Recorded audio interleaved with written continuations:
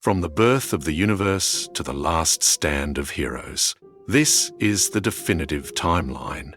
The entire epic of Greek mythology as never told before. Welcome to the Purple Files. Let's get right into it. Welcome to the grand tapestry of Greek mythology. A journey that begins not with light nor with form, but in an echoing, formless abyss.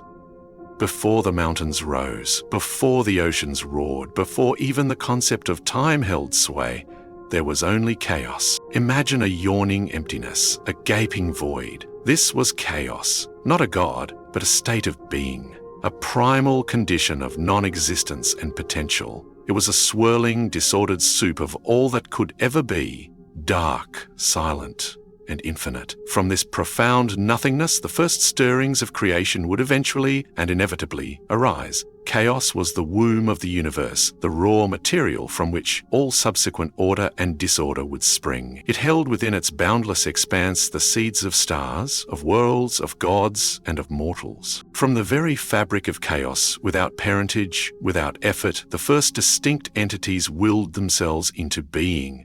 The most significant of these was Gaia, the earth. She was the broad-breasted one, the firm foundation of all things, the nurturing mother from whose body life would spring.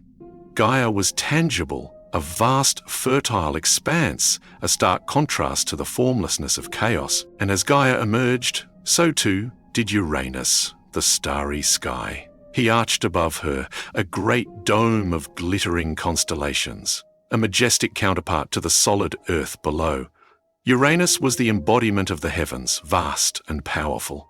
Together, Gaia and Uranus represented the fundamental duality of existence, mother and father, the first divine couple whose union would populate the nascent cosmos. Other primordial beings also arose from chaos. Tartarus, the deep abyss beneath the earth, a place of darkness and punishment even more profound than the underworld to come. Erebus, the embodiment of primordial darkness itself, and his sister Nyx, the personification of night, cloaked in shadows and mystery. From Erebus and Nyx, Aether, the bright upper air, and Hemera, the day, were born, bringing the first glimmers of light and its cyclical passage to the cosmos. The union of Gaia, the earth, and Uranus, the sky, was immensely fertile. Their children were the first true generation of deities, powerful and often monstrous beings, who would shape the early ages of the world. First among their offspring were the 12 Titans, 6 sons and 6 daughters, beings of immense power and stature.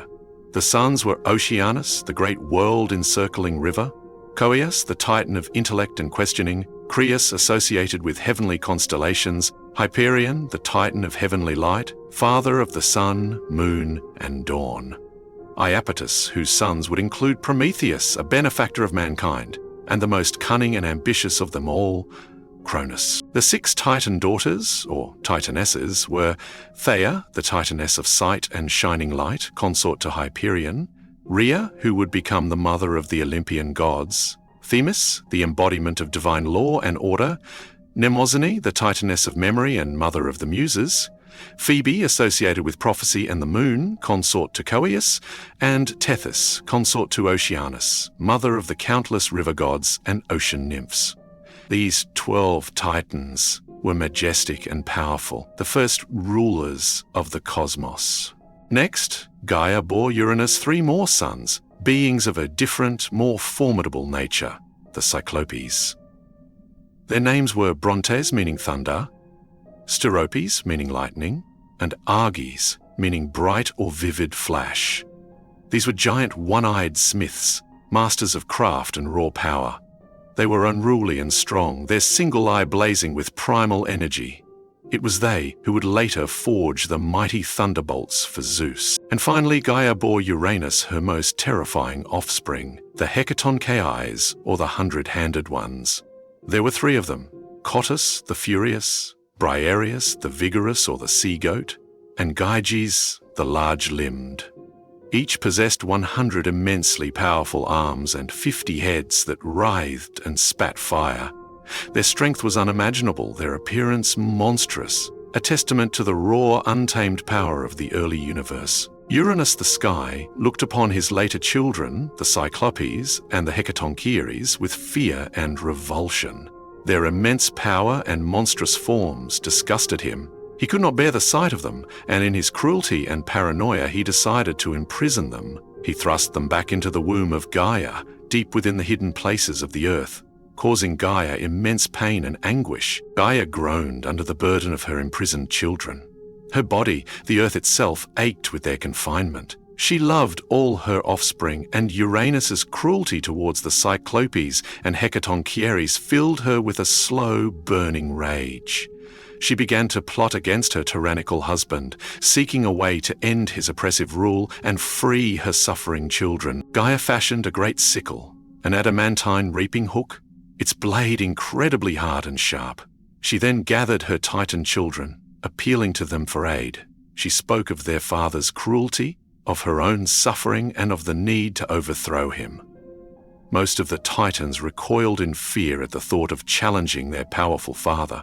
Only one, the youngest and boldest, Cronus, dared to step forward. He harbored his own resentment against Uranus and saw an opportunity for power. With Gaia's plan and her adamantine sickle, Cronus lay in ambush. When Uranus descended to embrace Gaia, Cronus seized his father's genitals with his left hand and, with the great sickle in his right, brutally castrated him, throwing the severed members over his shoulder. The act was swift and terrible. Drops of Uranus's blood fell upon the earth, Gaia, and from them sprang forth more beings, the Erinyes, or the Furies, fearsome goddesses of vengeance who would pursue and punish oath-breakers and those guilty of heinous crimes, especially against kin.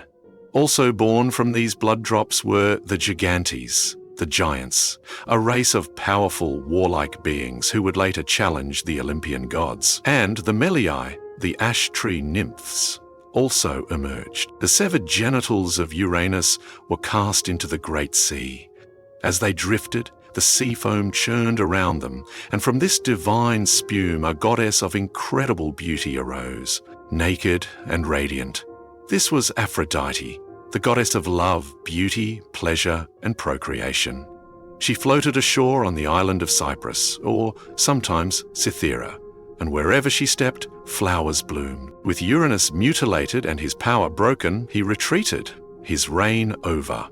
Cronus, the ambitious son, had seized control of the cosmos. He and his Titan siblings became the new rulers, ushering in an era often referred to as the Golden Age. Under the rule of Cronus, the world entered a period of prosperity and harmony, often romanticized as the Golden Age of mortals, though accounts vary. During this time, it is said that people lived like gods, without toil, sorrow, or the ravages of old age. The earth provided food in abundance, without cultivation. Peace reigned and justice prevailed naturally, without the need for laws or enforcement. Cronus took his sister Rhea as his queen.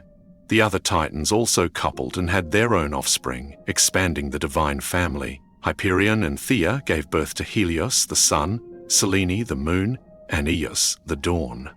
Coos and Phoebe produced Leto, who would later become the mother of Apollo and Artemis, and Asteria. Oceanus and Tethys populated the world's waters with thousands of Oceanades and Potamoi, the spirits of rivers and springs. However, despite the apparent peace of his reign, Cronus did not entirely learn from his father's mistakes. He had overthrown Uranus for his tyranny, yet he himself did not release his monstrous brothers, the Cyclopes and the Hecatoncheires, from their prison within Tartarus, where Uranus had confined them. He feared their power just as his father had. This act of continued imprisonment sowed the seeds of his own eventual downfall. Cronus and Rhea began to have children, the gods who would one day be known as the Olympians. But Cronus lived in the shadow of a prophecy. Just as he had overthrown his own father, Uranus, he was fated to be overthrown by one of his own sons. This prophecy, delivered by Gaia and Uranus, haunted him. Consumed by fear and a desperate desire to retain his power, Cronus devised a horrifying solution. As each child was born to Rhea, he would seize the infant and swallow it whole, imprisoning them within his own divine stomach. The first to be born was Hestia, goddess of the hearth. Cronus swallowed her. Then came Demeter, goddess of the harvest, and she too was consumed. Next was Hera, who would become the queen of the gods. Cronus swallowed her. Then Hades, who would rule the underworld, met the same fate. And finally Poseidon, future god of the seas, was also devoured by his paranoid father. Each birth brought Rhea immense grief, watching her children disappear into the gullet of her husband. Rhea was heartbroken and desperate. She could not bear to see another child suffer the same fate. As she became pregnant with her sixth child, she sought counsel from her parents, Gaia and Uranus.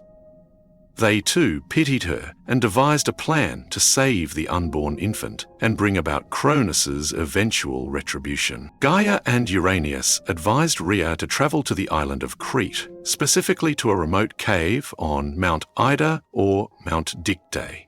There, in secret, she was to give birth to her child. When the time came, Rhea did as she was told.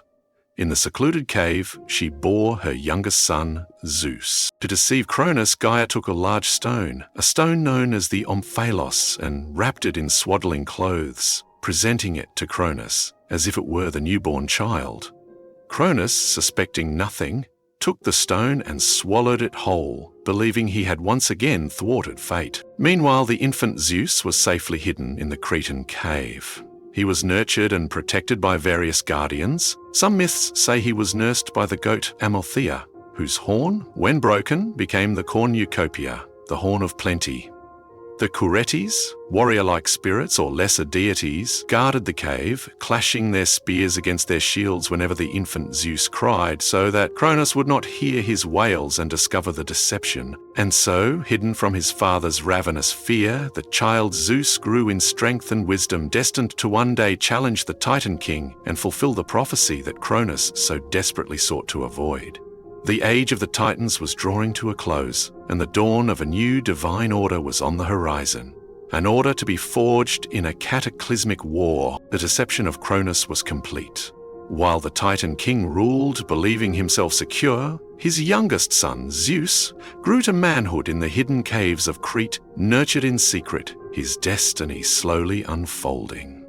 The stage was being set for a confrontation that would shake the very foundations of the cosmos.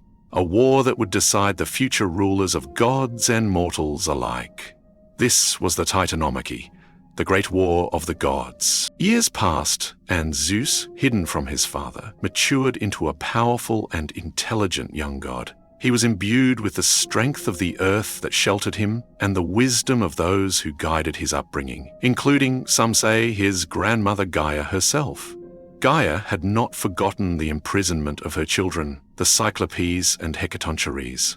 First by Uranus and then by Cronus. She saw in Zeus the instrument of liberation and rightful justice. The prophecy that Cronus would be overthrown by his own son echoed in Zeus's mind, not as a curse, but as a call to action. He learned of his swallowed siblings, of his father's paranoia, and of the tyranny that, while perhaps less overt than Uranus's, still held the cosmos in a grip of fear. A plan began to form, a strategy to free his brothers and sisters, and to challenge the might of the Titans. Metis, a wise Oceanid, a Titaness of the second generation, known for her cunning and counsel, played a crucial role. Some myths say she was Zeus's first consort. It was Metis who would provide Zeus with the means to liberate his siblings, understanding that Zeus alone, mighty as he was, would need powerful allies to confront the established order of Cronus and the other Titans. Guided by Metis, or in some versions by Gaia, Zeus prepared to confront his father. The plan was not one of direct assault, not yet, but of cunning. Metis concocted a powerful emetic potion, a mixture of wine and mustard, or some other potent brew designed to induce vomiting. Zeus, perhaps disguised or through a carefully orchestrated introduction, managed to become Cronus's cupbearer. Unaware of his son's true identity and his vengeful intent, Cronus accepted the drink offered by the charming newcomer. He drank deeply of the potion prepared by Metis. The effect was immediate and violent. Cronus was seized by powerful convulsions. He began to regurgitate, in reverse order of their consumption, the children he had swallowed. First, the stone, the omphalos, which Zeus later set at Delphi as a sacred object. Then, one by one, his divine offspring emerged, fully grown and unharmed, from the belly of their father, Poseidon. Then Hades, then Hera, Demeter, and finally Hestia. Freed from their long imprisonment, these 5 gods and goddesses, Zeus's elder siblings, stood ready. They were filled with gratitude towards their younger brother and with a burning desire for retribution against the father who had so cruelly imprisoned them. The core of the Olympian faction was now assembled. The liberation of Zeus's siblings was an open declaration of war. Cronus, enraged and realizing the prophecy was coming to pass, rallied his Titan brothers and sisters to his cause. The cosmos began to divide, sides were chosen, and the universe braced for a conflict of unimaginable scale. Zeus and his siblings were not alone. Several key figures, even among the Titan generation, recognized the injustice of Cronus's rule or saw the shifting tides of power. Themis, the Titaness of divine law and order, and her son Prometheus, the far-seeing Titan who valued wisdom and foresight, chose to side with Zeus. They understood that the reign of brute force, embodied by many of the Titans, was unsustainable. Crucially, Zeus remembered the imprisoned Cyclopes and Hecatocheias, his uncles, still languishing in Tartarus where Cronus had kept them. He journeyed to the depths of the earth and slew their jailer, Campi. Freeing these monstrously powerful beings proved to be a masterstroke. The Cyclopes, grateful for their liberation, pledged their loyalty to Zeus and used their incredible smithing skills to forge magnificent weapons for the Olympians. For Zeus, the thunderbolt, a weapon of devastating power. For Poseidon, the trident, capable of shaking the earth and seas. And for Hades, the helm of darkness, which rendered its wearer invisible. The Hecatoncheires, with their 100 arms, brought unmatched brute strength to the Olympian cause. Some accounts also mention Styx, an Oceanid, who was the first to bring her children Zealous, rivalry, Nike, victory, Kratos, strength, and Baia, force, to fight alongside Zeus. As a reward, Zeus made her name the substance of the most sacred oath for the gods. On Cronus's side stood most of the male Titans. Oceanus, the great world river, largely remained neutral, as did some of the Titanesses. But formidable powers arrayed themselves against the young Olympians. Atlas, a son of Iapetus, and thus a nephew to Cronus, was a mighty warrior and became one of Cronus's chief generals. Menoetus, another son of Iapetus known for his rash violence, also fought fiercely. Epimetheus, Prometheus's brother, known for his lack of foresight, his name meaning afterthought, initially sided with the Titans. The elder Titans, confident in their established power and long reign, prepared to crush this rebellion. The Titanomachy was not a swift conflict. For 10 long, grueling years, the war raged across the cosmos. Mountains were torn from their foundations and hurled as missiles. The earth groaned, the seas boiled, and the sky itself seemed to crack under the strain of divine power unleashed. The Olympians established their base on Mount Olympus, while the Titans fought from Mount Othrys. The early years of the war were a stalemate.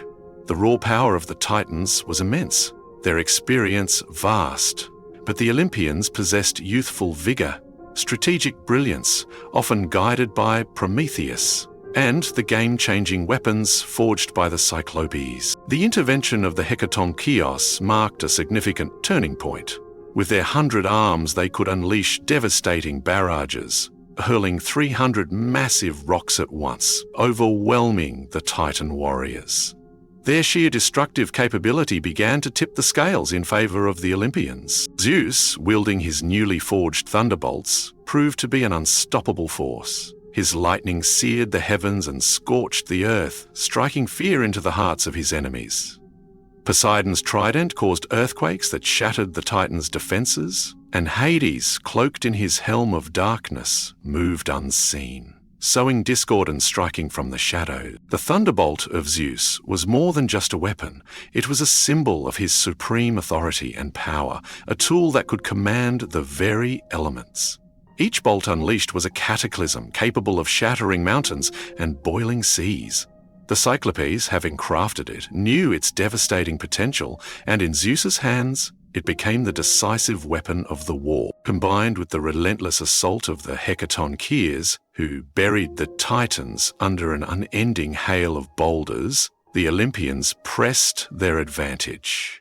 The ferocity of the 100-handed ones, their 50 heads roaring in unison, their 100 arms flailing with destructive intent, was a sight and sound that demoralized even the staunchest Titan warriors. The very air crackled with the energy of the conflict. The earth shook, and the primordial darkness of Tartarus seemed to reach up, anticipating new prisoners. After a decade of relentless warfare, the Titans were finally overcome. Their strength was broken, their armies scattered, their leaders captured. Cronus himself was defeated by Zeus. The reign of the Titans was definitively over. Zeus, now the undisputed victor, dealt with his vanquished foes. Most of the male Titans who had fought against the Olympians, including Cronus, were bound in unbreakable chains forged by Hephaestus and cast into the deepest, darkest pit of the underworld, Tartarus. This was a place of eternal torment, a chasm far below Hades, surrounded by a bronze wall and gates of bronze, guarded by the Hecatoncheires themselves, who now served as jailers for their former oppressors. Atlas, as one of the foremost leaders of the Titan forces, received a special punishment. He was condemned to stand at the western edge of the world and hold the sky, Uranus, upon his shoulders for all eternity, preventing the heavens from collapsing back onto the earth. This eternal burden was a constant reminder of the Titans' defeat. Some Titanesses who had remained neutral or even aided the Olympians, like Themis and Mnemosyne, were spared and retained positions of honor. With the Titans imprisoned and order restored, the victorious Olympian brothers, Zeus, Poseidon, and Hades, decided to divide the spoils of war, the dominion over the cosmos. They did so by drawing lots. Zeus, by luck of the draw or by acknowledged supremacy, received dominion over the sky and the heavens. He became the king of the gods, the supreme ruler of Olympus, wielding the thunderbolt as his scepter and symbol of authority. His reign would usher in a new age. Poseidon drew the dominion of the seas and all the waters of the world. With his trident, he could command the waves, stir storms, and shake the earth. He established his palace beneath the ocean. Hades received the dominion of the underworld, the realm of the dead. It was a gloomy, subterranean kingdom, separate from the sunlit world above. He became its stern and unyielding king, ruling over the shades of departed mortals. Though a mighty god, his realm was apart from Olympus, and he was often considered separate from the 12 Olympians who resided there. The earth, Gaia, was generally considered common territory, or under Zeus's overarching influence. Thus, the major realms of the cosmos were partitioned, and the reign of the Olympians, with Zeus at their head, officially began. The Titanomachy was over, but the echoes of this cosmic struggle would resonate throughout all of mythology. The Titanomachy had ended. The thunderous clashes of divine warfare faded, replaced by the dawn of a new epoch. With Cronus and his rebellious Titans vanquished and imprisoned in the depths of Tartarus, Zeus and his Olympian siblings stood as the undisputed masters of the cosmos. Their first task was to establish a new divine order, a reign that would shape the destinies of gods and the nascent race of mortals for ages to come. The Olympians established their magnificent abode on the highest peak in Greece, Mount Olympus. This was no ordinary mountain. Its summit pierced the very heavens, often shrouded in clouds, a realm of breathtaking beauty and awe-inspiring grandeur. Here, palaces of gleaming bronze, gold, and ivory were constructed, many said to be the work of the master craftsman god, Hephaestus. Mount Olympus was more than just a home. It was the center of divine power, a celestial court from which Zeus and his chosen council would govern the universe. It was a place of feasting and revelry, but also of solemn councils and grave decisions. The air itself was said to be purer, the light brighter, a realm apart from the mortal world below, yet intrinsically connected to it through the actions and interventions of its divine inhabitant. Here the gods lived in splendor, drinking nectar and eating ambrosia, substances that granted them immortality and eternal youth. While many deities existed, a core council of 12 gods and goddesses, known as the Dodecaphion, held the most prominent positions of power and influence, residing on Mount Olympus. The exact composition could vary slightly in different ancient accounts, particularly concerning Hestia and Dionysus.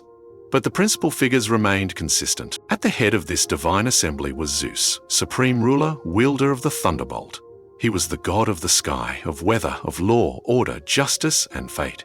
Though he demanded respect and obedience, his rule was not always absolute, and he himself was subject to the mysterious power of the Moirae, the Fates. He was known for his wisdom in council, his strength in battle, but also for his numerous amorous affairs, which often brought strife to Olympus and sowed the seeds for many myths. Hera, Zeus's sister and wife, reigned as queen of the heavens. She was the august and often stern goddess of marriage, women, childbirth, and family, fiercely protective of her status and the sanctity of marriage, despite her husband's frequent infidelities. Hera was known for her regal bearing and her jealous, vengeful nature, frequently persecuting Zeus's lovers and their offspring. Her sacred animals were the peacock and the cow. Poseidon, brother to Zeus and Hades, ruled the vast domain of the seas. With his mighty trident, he could stir the oceans into furious storms or calm them into placid mirrors. He was also the god of earthquakes, known as the Earthshaker, and was credited with the creation of the horse.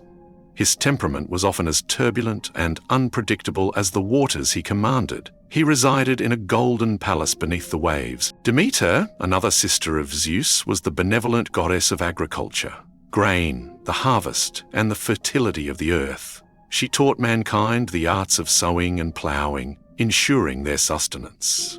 Her moods directly affected the seasons. Her sorrow during the abduction of her daughter Persephone brought winter to the world. The Eleusinian mysteries, ancient rites of initiation, were held in her honor. Hestia, the eldest sister of Zeus, was the gentle and virgin goddess of the hearth, the home, domesticity, and family. She represented the sacred fire that burned in every household and temple, a symbol of warmth, community, and sanctuary. She was modest and unassuming, preferring peace and order, and in some traditions, she willingly gave up her seat among the 12 Olympians to Dionysus, wishing to avoid divine squabbles and tend the sacred fire on Olympus. Hades, though a brother of Zeus and Poseidon and one of the 3 great rulers, was typically not considered one of the 12 Olympians, as his domain was the underworld, the realm of the dead, far from the sunlit peaks of Olympus. He was the stern, unyielding, but ultimately just ruler of departed spirits. Though often feared, he was not inherently evil, merely the guardian of the dead and the riches hidden within the earth. His wife was Persephone, unwillingly taken, but eventually sharing his throne. Athena, born fully formed from the head of Zeus, was the formidable virgin goddess of wisdom, strategic warfare, courage, inspiration, civilization, law and justice, mathematics, strength, strategy, the arts and crafts, particularly weaving. She was a patron of heroes and cities, most notably Athens, which bore her name. Her symbols included the owl and the olive tree. Unlike Ares, she represented the more strategic and disciplined aspects of warfare. Apollo, son of Zeus and the Titaness Leto, and twin brother to Artemis, was one of the most complex and widely venerated gods. He was the god of music, poetry, prophecy, most famously at his oracle in Delphi, healing, light, and knowledge. He was often associated with the sun, sometimes identified with Helios. He was depicted as a handsome, youthful figure, often carrying a lyre or a bow and arrow. Artemis, daughter of Zeus and Leto and Apollo's twin sister, was the virgin goddess of the hunt, the wilderness, wild animals, childbirth, and chastity. Often associated with the moon, sometimes identified with Selene, she was a fierce protector of young girls and nature. She roamed the forests with her band of huntress nymphs, armed with her silver bow and arrows. Ares, son of Zeus and Hera, was the god of war, specifically its violent, brutal, and chaotic aspects. He reveled in bloodshed, conflict, and the din of battle. While a powerful warrior, he was often impulsive and less strategic than Athena. He was not universally admired by the other gods, who often found his bloodlust distasteful, though he was a lover to Aphrodite. Aphrodite, born from the sea foam created by Uranus's severed genitals, or in other versions daughter of Zeus and Dion, was the irresistible goddess of love, beauty, desire, pleasure, and procreation. Her beauty was legendary, capable of ensnaring gods and mortals alike. She was often accompanied by the Erotes, winged gods of love, including Eros Cupid. She was married to the lame Hephaestus, but had numerous lovers, most famously Hephaestus, son of Zeus and Hera, or Hera alone in some myths, was the god of fire, blacksmiths, craftsmen, artisans, sculptors, metallurgy, and volcanoes. He was lame, either from birth or after being thrown from Olympus by Zeus or Hera. Despite his physical imperfection, he was a master craftsman, forging the weapons of the gods, including Zeus's thunderbolts, and creating wondrous automatons and jewelry. His forges were said to be located beneath volcanoes. Hermes, son of Zeus and the nymph Maia, was the swift and cunning messenger of the gods. He was the god of travelers, commerce, thieves, trickery, athletes, shepherds, and boarders. Known for his winged sandals and herald staff, the caduceus, he moved quickly between the divine and mortal realms, often acting as a guide for souls to the underworld. He was precocious and inventive from birth. Dionysus, son of Zeus and the mortal woman Semele, was the god of wine, viticulture, ecstasy, ritual madness, religious fervor, and theater. His arrival on Olympus was sometimes considered later, and in some lists, he takes Hestia's place among the 12. His worship often involved wild, ecstatic rituals performed by his female followers, the Maenads. He represented the intoxicating and liberating forces of nature and emotion. These Olympians, with their distinct personalities, powers, and domains, formed the pantheon that would preside over the affairs of gods and mortals, their interactions and conflicts driving countless myths. With the divine order established, the focus turned to the creation of mortals. Accounts of mankind's creation vary, but one of the most prominent involves the Titan Prometheus. Prometheus, whose name means forethought, was a Titan who had sided with Zeus in the Titanomachy. He was tasked, in some myths, with fashioning humankind from clay and water, while his brother Epimetheus, Afterthought, was tasked with distributing qualities and abilities among the animals. Epimetheus, in his foolishness, gave all the best gifts, fur, claws, wings, strength, to the animals, leaving humans naked and defenseless. Seeing the plight of his creation, Prometheus felt pity and sought to aid them. He tricked Zeus regarding sacrifices, leading Zeus to withhold fire from mortals as punishment. But Prometheus, ever defiant and compassionate towards humans, stole fire from the gods. Some say from Hephaestus's forge, others from the sun itself, hiding it in a hollow fennel stalk and delivering it to mankind. For it brought warmth, light, the ability to cook food, forge tools, and ultimately the spark of civilization. This act of defiance enraged Zeus. As punishment for Prometheus's theft of fire and his general trickery, Zeus devised a new affliction for mankind: woman. He ordered Hephaestus to craft a beautiful maiden from earth and water. Athena endowed her with skills in weaving, Aphrodite poured grace and desire upon her, and Hermes gave her a cunning mind and a deceitful nature. This was Pandora, the all-gifted. Zeus presented Pandora as a gift to Epimetheus, Prometheus's foolish brother, who, despite Prometheus's warnings never to accept gifts from Zeus, was captivated by her beauty and accepted her. Pandora brought with her a pythos, a large storage jar, later famously mistranslated as a box. Either through her own curiosity, incited by the gods, or by instruction, she opened the jar. From it flew out all the evils that plague humanity: sickness, old age, toil, strife, vice, and countless other sorrows and hardships, which quickly spread across the earth. Only one thing remained trapped within the jar when Pandora hastily closed the lid: Elpis, hope.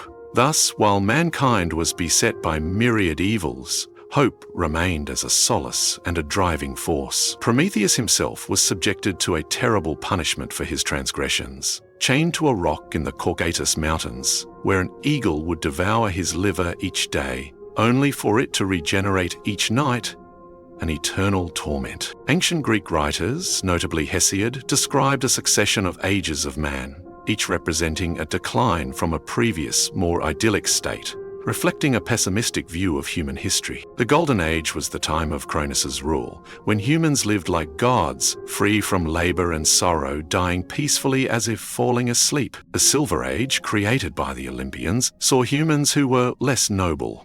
They remained children for 100 years, then lived briefly as adults, acting with violence and impiety, failing to honor the gods. Zeus, angered, destroyed them. The Bronze Age followed, a race of terrible, strong and warlike men fashioned from ash trees. They loved war and violence. Their weapons and homes were of bronze, and they ultimately destroyed each other through constant conflict, descending to the gloom of Hades. The Heroic Age was an interruption in this decline, a nobler and more just era.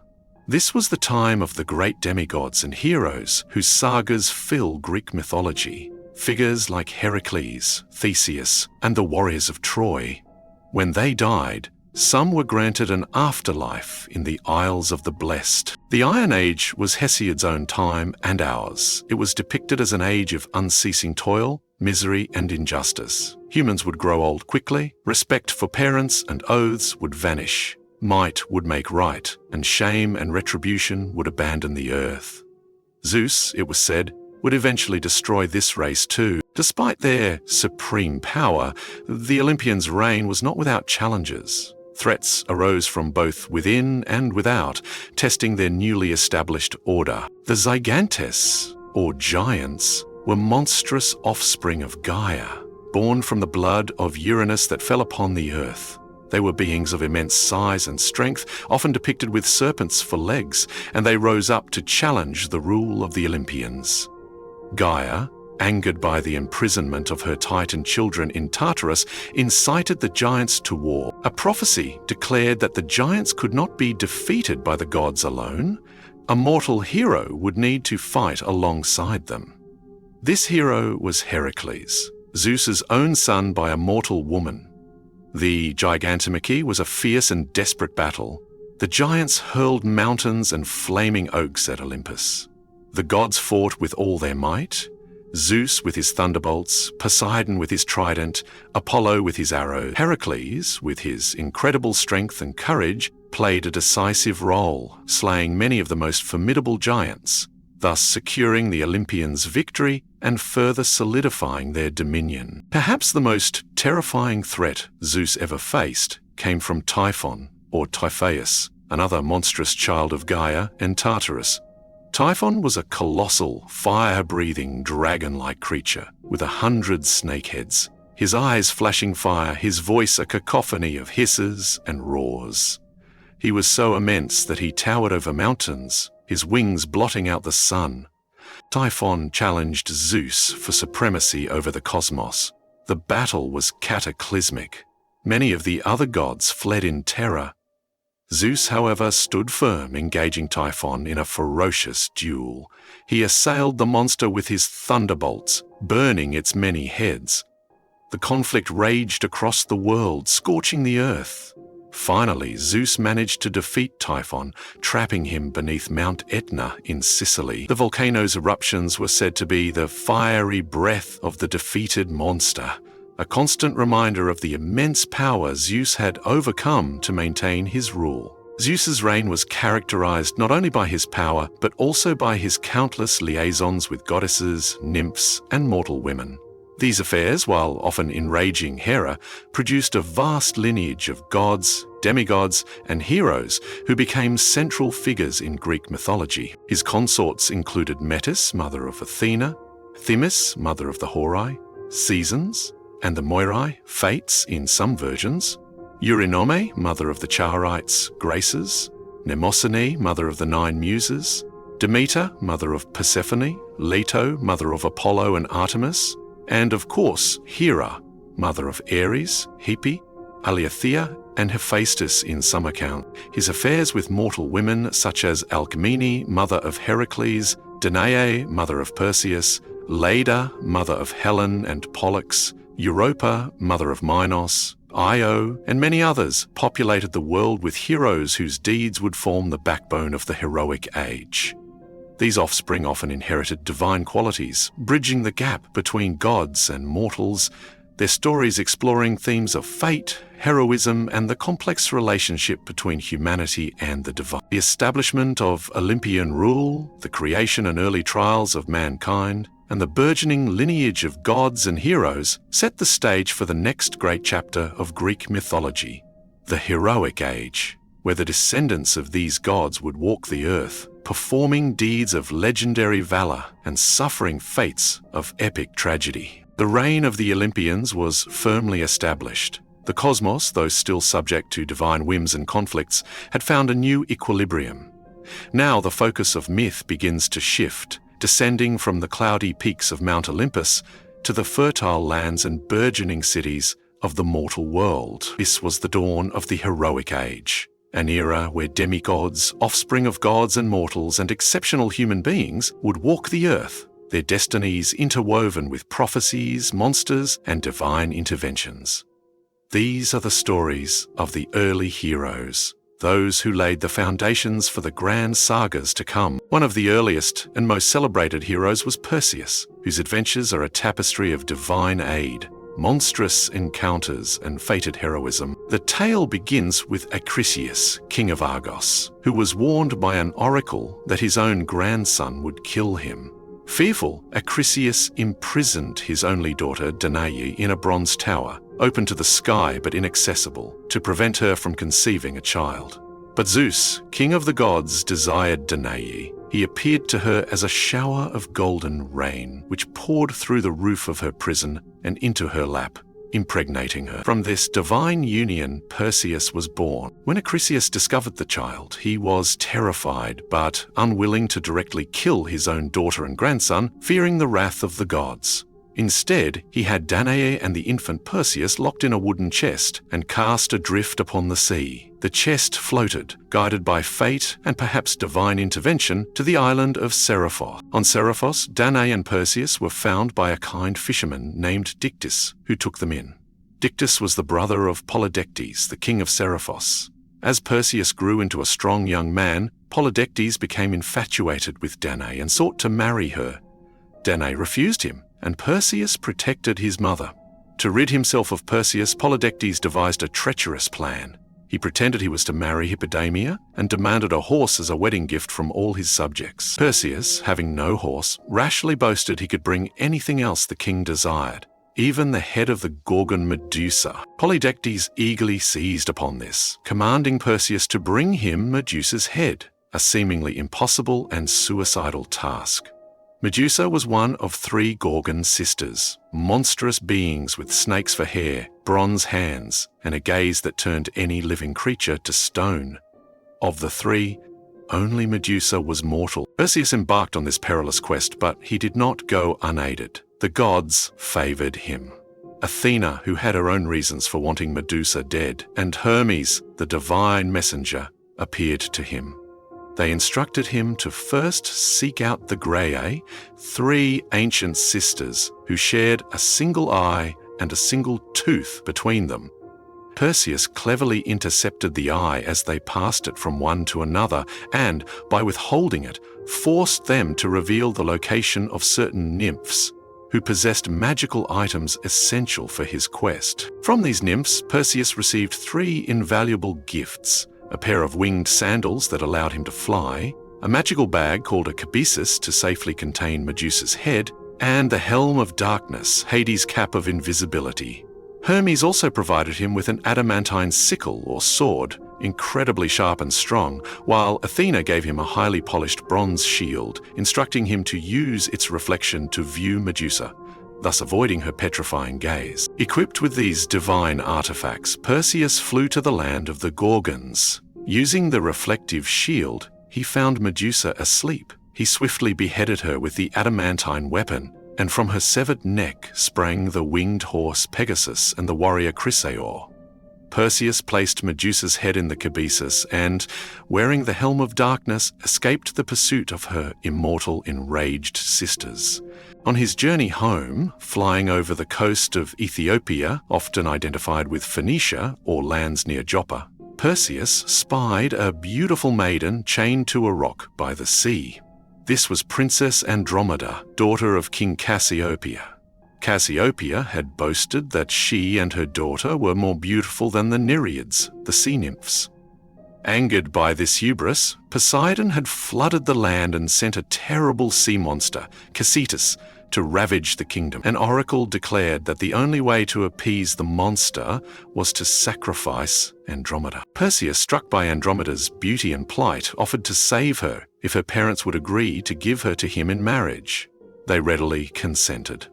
When Cetus emerged from the waves, Perseus battled the beast. Some versions say he slew it with his sword. Others claim he used Medusa's head, turning the monster to stone. He freed Andromeda, but her uncle Phineus, to whom she had previously been betrothed, angrily contested the marriage, leading to a battle at the wedding feast where Perseus, outnumbered, used Medusa's head to turn Phineus and his followers to stone. Perseus returned to Seriphos with Andromeda. He found his mother Danae and Dictys had taken refuge at an altar, fleeing the violence of Polydectes. Perseus strode into the king's palace where Polydectes and his courtiers were feasting. When Polydectes mocked him, doubting he had accomplished the quest, Perseus revealed Medusa's head, turning the wicked king and his followers to stone. He then made Dictys king of Seriphos. Perseus gave the wing sandals, Caebisus, and helm of darkness back to Hermes, who returned them to the nymphs. He presented Medusa's head to Athena, who fixed it to the center of her shield, the aegis, as a terrifying emblem. Finally, Perseus, with Danae and Andromeda, set out for Argos, his rightful homeland.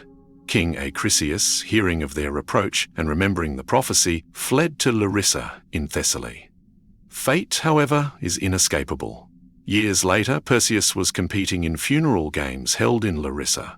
He threw a discus which, by a cruel twist of fate or divine will, veered off course and struck an elderly spectator in the head, killing him instantly. That spectator was Acrisius. The prophecy was fulfilled. Perseus, deeply grieved by this accidental patricide, could not bring himself to rule Argos. He exchanged kingdoms with his cousin Megapenthes, ruler of Tiryns, and founded the nearby city of Mycenae, which became a major center of power in later Greek history.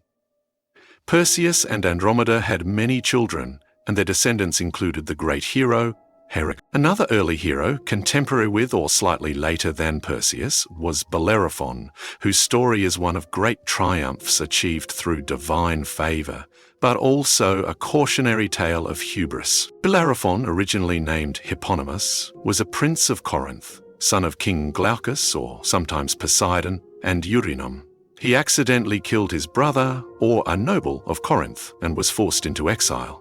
He sought refuge at the court of Praetus, king of Tiryns, to be purified of his blood guilt. While at Proetus's court, the king's wife, Queen Sthenoboa, also called Antea, fell in love with Bellerophon. When he rejected her advances, she, like Potiphar's wife in biblical tales, falsely accused him to Proetus, claiming Bellerophon had tried to seduce her. Proetus was enraged, but reluctant to directly kill a guest under his protection, as this would violate the sacred laws of hospitality, xenia. Instead, Proetus sent Bellerophon to his father-in-law Iobates, king of Lycia, carrying a sealed tablet. This tablet contained a message instructing Iobates to kill Bellerophon. Iobates, also bound by Xenia, entertained Bellerophon for 9 days before reading the tablet. Unwilling to directly murder his guest, Iobates decided to send Bellerophon on a series of seemingly impossible and deadly quests, hoping the hero would perish. The first and most famous of these tasks was to slay the Chimera, a monstrous fire-breathing creature with the head of a lion, the body of a goat, and the tail of a serpent. Bellerophon knew he could not defeat such a beast on foot. The seer Polyidus advised him to capture and tame the winged horse Pegasus, which had sprung from Medusa's blood. Pegasus often drank at the Pierian spring on Mount Helicon, or the spring of Perrine in Corinth. Bellerophon found Pegasus at the spring of Pyrene, Though the horse was wild and untamable, the goddess Athena appeared to Bellerophon in a dream, or in person, and gave him a golden bridle, specially designed to charm and subdue Pegasus. With this divine aid, Bellerophon successfully bridled and mounted the magnificent winged steed. Mounted on Pegasus, Bellerophon soared into the sky to confront the chimera. The creature was indeed fearsome, its fiery breath scorching the land. Bellerophon, flying above it, was able to avoid its attacks. He either shot it with arrows from above or, in a more cunning stratagem, attached a lump of lead to the tip of his spear. He flew Pegasus close and thrust the spear into the chimera's flaming throat. The intense heat of its breath melted the lead, which flowed down its gullet, searing its vital organs and killing it. Iobates, astonished that Bellerophon had survived, sent him on further perilous missions. He had to fight the Solymi, a fierce warrior tribe, and then the Amazons, formidable female warriors. Bellerophon, aided by Pegasus, was victorious in all these endeavors. Finally, Iobates set an ambush for Bellerophon using his best Lycian soldiers. But Bellerophon defeated them all. Convinced now that Bellerophon was no ordinary mortal and was favored by the gods, Iobates showed him Proetus's letter, apologized, and offered Bellerophon the hand of his daughter Philonoe in marriage, as well as a share of his kingdom. Bellerophon settled in Lycia and had several children. For a time, Bellerophon was honored and revered. However, his great successes eventually led to overwhelming pride, or hubris. He began to believe himself equal to the gods. In his arrogance, he decided to fly Pegasus to the summit of Mount Olympus, to join the company of the immortals. Zeus, angered by this presumption, sent a gadfly to sting Pegasus. The winged horse, startled by the sting, reared and threw Bellerophon from its back. Bellerophon plummeted back to earth, landing in a thorn bush, or simply crippled and blinded by the fall. He survived, but he was left lame, blind, or mad, forced to wander the earth alone, hated by the gods, avoiding the paths of men until his miserable death. Pegasus, however, continued its flight to Olympus, where it became the bearer of Zeus's thunderbolts.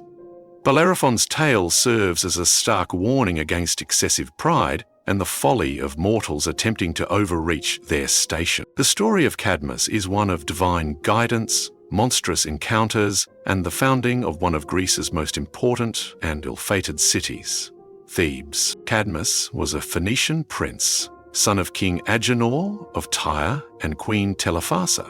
His sister, Europa, was a beautiful maiden who caught the eye of Zeus, the king of the gods. Transforming himself into a magnificent white bull, enticed Europa to climb onto his back, then swam away with her across the sea to Crete. King Agenor was distraught and ordered his sons, including Cadmus, to search for Europa and not to return without her.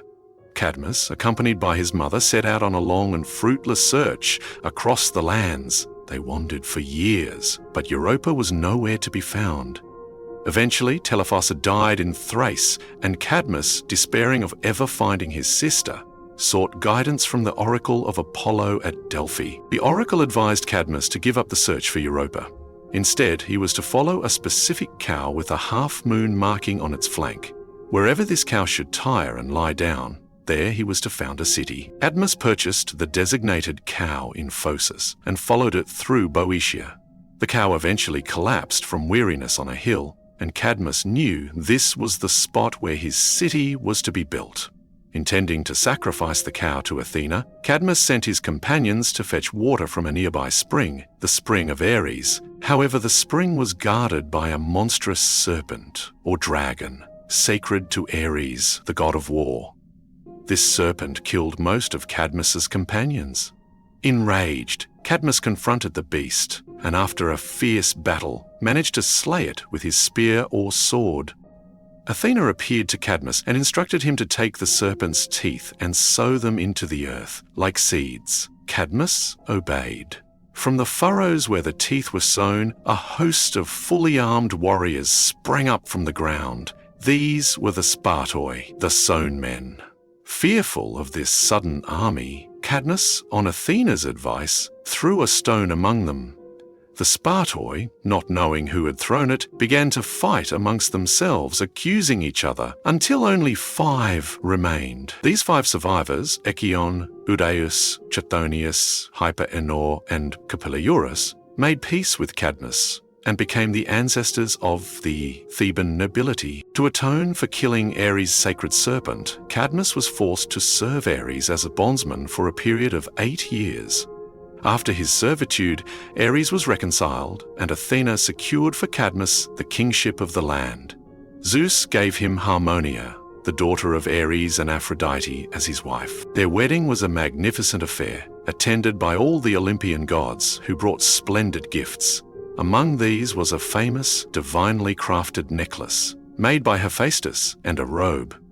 These gifts, though beautiful, were cursed and would bring misfortune to later generations of their family. Cadmus founded the city on the hill where the cow had rested, calling its acropolis Cadmea. This city would later become known as Thebes. Cadmus is credited with introducing the Phoenician alphabet to Greece, from which the Greek alphabet and subsequently many Western alphabets evolved. He and Harmonia had several children, including Semele, mother of Dionysus, Agave, mother of Pentheus, Ino, and Polydorus. In their old age, Cadmus and Harmonia, burdened by the tragedies that befell their family, left Thebes and traveled to Illyria. There, they were eventually transformed into serpents by the gods and sent to live in the Elysian fields, a paradise for heroes. Athens, another great city of ancient Greece, also had its foundational myths, tracing its origins to divine and autochthonous, earth-born figures. The traditional first king of Athens was Cecrops. He was said to be autochthonous, meaning he sprang directly from the soil of Attica itself. Cecrops was often depicted as having a unique form, human from the waist up, but with a serpent's tail for legs, symbolizing his deep connection to the earth. He was considered a culture hero, credited with establishing marriage, religious rites, the first census, and the division of Attica into 12 communities. It was during his reign that the contest between Athena and Poseidon for the patronage of the city took place. Another early Athenian king with an unusual birth was Erichthonius. The story goes that Hephaestus, the smith god, attempted to force himself upon Athena. She repelled him, and his seed fell upon the earth, Gaia. From this, Erichthonius was born. Also an autochthonous figure, sometimes depicted with serpent-like features or raised by Athena in secret. Athena placed the infant Erichthonius in a chest and gave it to the 3 daughters of Cecrops, Herse, Pandrosus, and Aglarosus, forbidding them to look inside. 2 of the sisters, driven by curiosity, opened the chest, saw the child, and perhaps guardian serpents, and were driven mad, flinging themselves from the Acropolis. Erichthonius later became king, credited with founding the Panathenaic festival and introducing the use of the 4-horse chariot. The most famous myth associated with early Athens is the contest between Athena and Poseidon for the city's patronage. Both deities desired to be the patron of the burgeoning city. They agreed to a contest judged by Cecrops, or the Olympian gods, or the citizens themselves. Each would offer a gift to the city, and the one whose gift was deemed more valuable would win its devotion. Poseidon struck the Acropolis with his trident, and a saltwater spring, or a horse, in some versions, appeared. Athene, in her turn, touched the ground with her spear, and an olive tree sprang forth, a symbol of peace, prosperity, and sustenance. Cecrops, or the judges, deemed Athene's gift of the olive tree to be more beneficial, as it provided food, oil, and wood. Thus the city was named Athens in her honor, and she became its protector goddess. A tragic and blood-soaked saga of the house of Atreus, which would dominate later heroic myths, particularly those surrounding the Trojan War, had its roots in the actions of its early ancestors, Tantalus and his son Pelops. Tantalus was a king of Lydia, or Phrygia, a son of Zeus, and uniquely privileged among mortals, often invited to dine with the gods on Mount Olympus. However, he abused this honor through acts of profound hubris and impiety. The exact nature of his crime varies in different accounts. Some say he stole nectar and ambrosia, the food of the gods, to share with his mortal friends. Others claim he revealed divine secrets. The most infamous story tells that Tantalus, wishing to test the omniscience of the gods, or perhaps in an act of grotesque arrogance, murdered his own son, Pelops. He then dismembered the boy, cooked his flesh, and served it to the Olympian gods at a banquet. Most of the gods, immediately perceiving the horrific nature of the feast, recoiled in disgust and did not eat. Only Demeter, distracted by her grief over the abduction of her daughter Persephone, inadvertently consumed a piece of Pelops' shoulder. For this abominable crime, Tantalus was condemned to eternal punishment in Tartarus. He was forced to stand in a pool of water that receded whenever he bent to drink, and beneath fruit-laden branches that rose out of reach whenever he stretched to eat. Thus he suffered everlasting thirst and hunger, a torment known as tantalizing. Above him, a precariously balanced rock threatened to fall and crush him at any moment, adding psychological torture to his physical suffering. The gods took pity on murdered Pelops. They reassembled his body and brought him back to life. The missing part of his shoulder, eaten by Demeter, was replaced by Hephaestus with a piece of ivory, which became a distinguishing mark of his descendants. Pelops grew into a handsome young man and sought the hand of Hippodamia, daughter of King Oenomaus of Pisa in Elis. Oenomaus, however, was either in love with his own daughter or had been warned by an oracle that he would be killed by his son-in-law. To prevent any suitors from marrying Hippodamia, he challenged each one to a chariot race. If the suitor won, he would marry Hippodamia. If Oenomaus won, the suitor would be killed. Oenomaus possessed divine horses, a gift from Ares, and had already defeated and killed 13 suitors. Pelops, determined to win Hippodamia, sought divine aid from Poseidon, who had once been his lover. Poseidon provided him with a golden chariot drawn by winged, untiring horses. Additionally, or alternatively, Pelops, or Hippodamia herself, who had fallen in love with him, bribed Oenomaus' charioteer, Myrtilus, a son of Hermes. Myrtilus was promised half the kingdom, or the first night with Hippodamia, if he would sabotage Oenomaus' chariot. Myrtilus replaced the bronze linchpins of Oenomaus' chariot wheels with ones made of wax. During the race, as Oenomaus pursued Pelops, the wax linchpins melted, the wheels flew off, and Oenomaus was thrown from his chariot and killed, or dragged to his death. Pelops thus won Hippodamia and the kingdom. However, he then treacherously murdered Myrtilus, either by throwing him off a cliff into the sea or because Myrtilus tried to claim his reward by assaulting Hippodamia. As Myrtilus fell, he cursed Pelops and his entire lineage. This curse, combined with the sins of Tantalus, would plague the descendants of Pelops, the house of Atreus, including Agamemnon, Menelaus, Orestes, and Electra, with generations of betrayal, murder, incest, and suffering. These early heroes, through their triumphs and their flaws, their divine connections and their very human struggles, carved out the legends that would echo through the ages, setting the stage for even greater champions and more profound tragedies in the unfolding drama of the heroic age. Among the myriad champions of the heroic age, one name stands above all others, a figure whose strength was legendary, whose labors were monumental, and whose life was a dramatic tapestry of divine persecution, heroic endeavor, tragic error, and ultimate apotheosis. This was Heracles, known to the Romans as Hercules, the mightiest hero of Greek mythology, the embodiment of endurance, courage, and superhuman power. Heracles' story begins with the king of the gods himself. Zeus, ever prone to desire mortal women, was captivated by the beauty and virtue of Alcedon, wife of Amphitryon, a prince of Tiryns and Thebes. To seduce her, Zeus disguised himself as Amphitryon, who was away at war.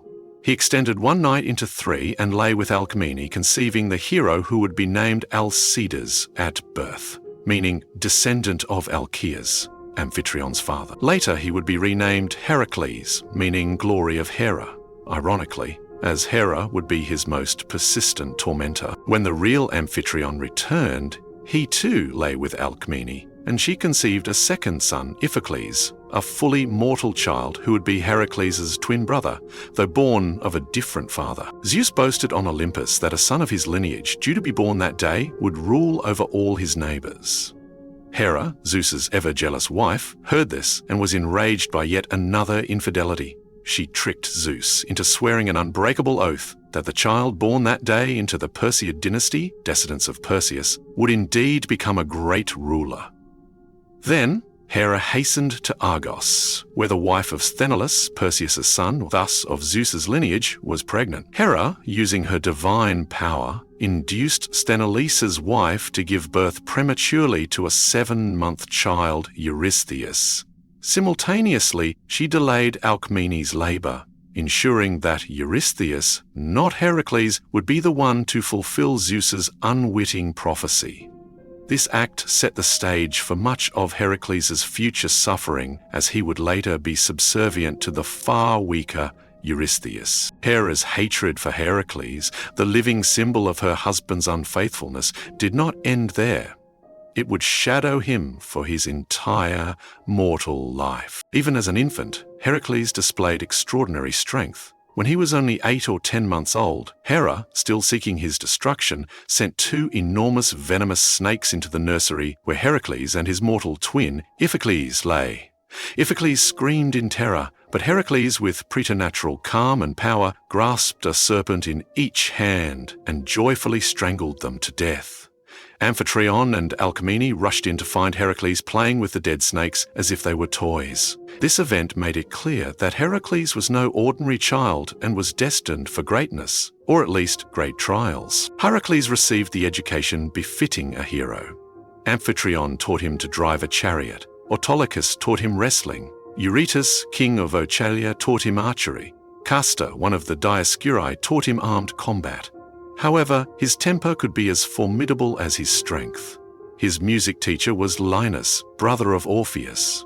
When Linus disciplined Heracles, or in some versions criticized his playing, Heracles, in a fit of rage, struck Linus with his own lyre, killing him instantly. For this act, Amphitryon, fearing his son's ungovernable strength and temper, sent him to tend cattle on a mountainside.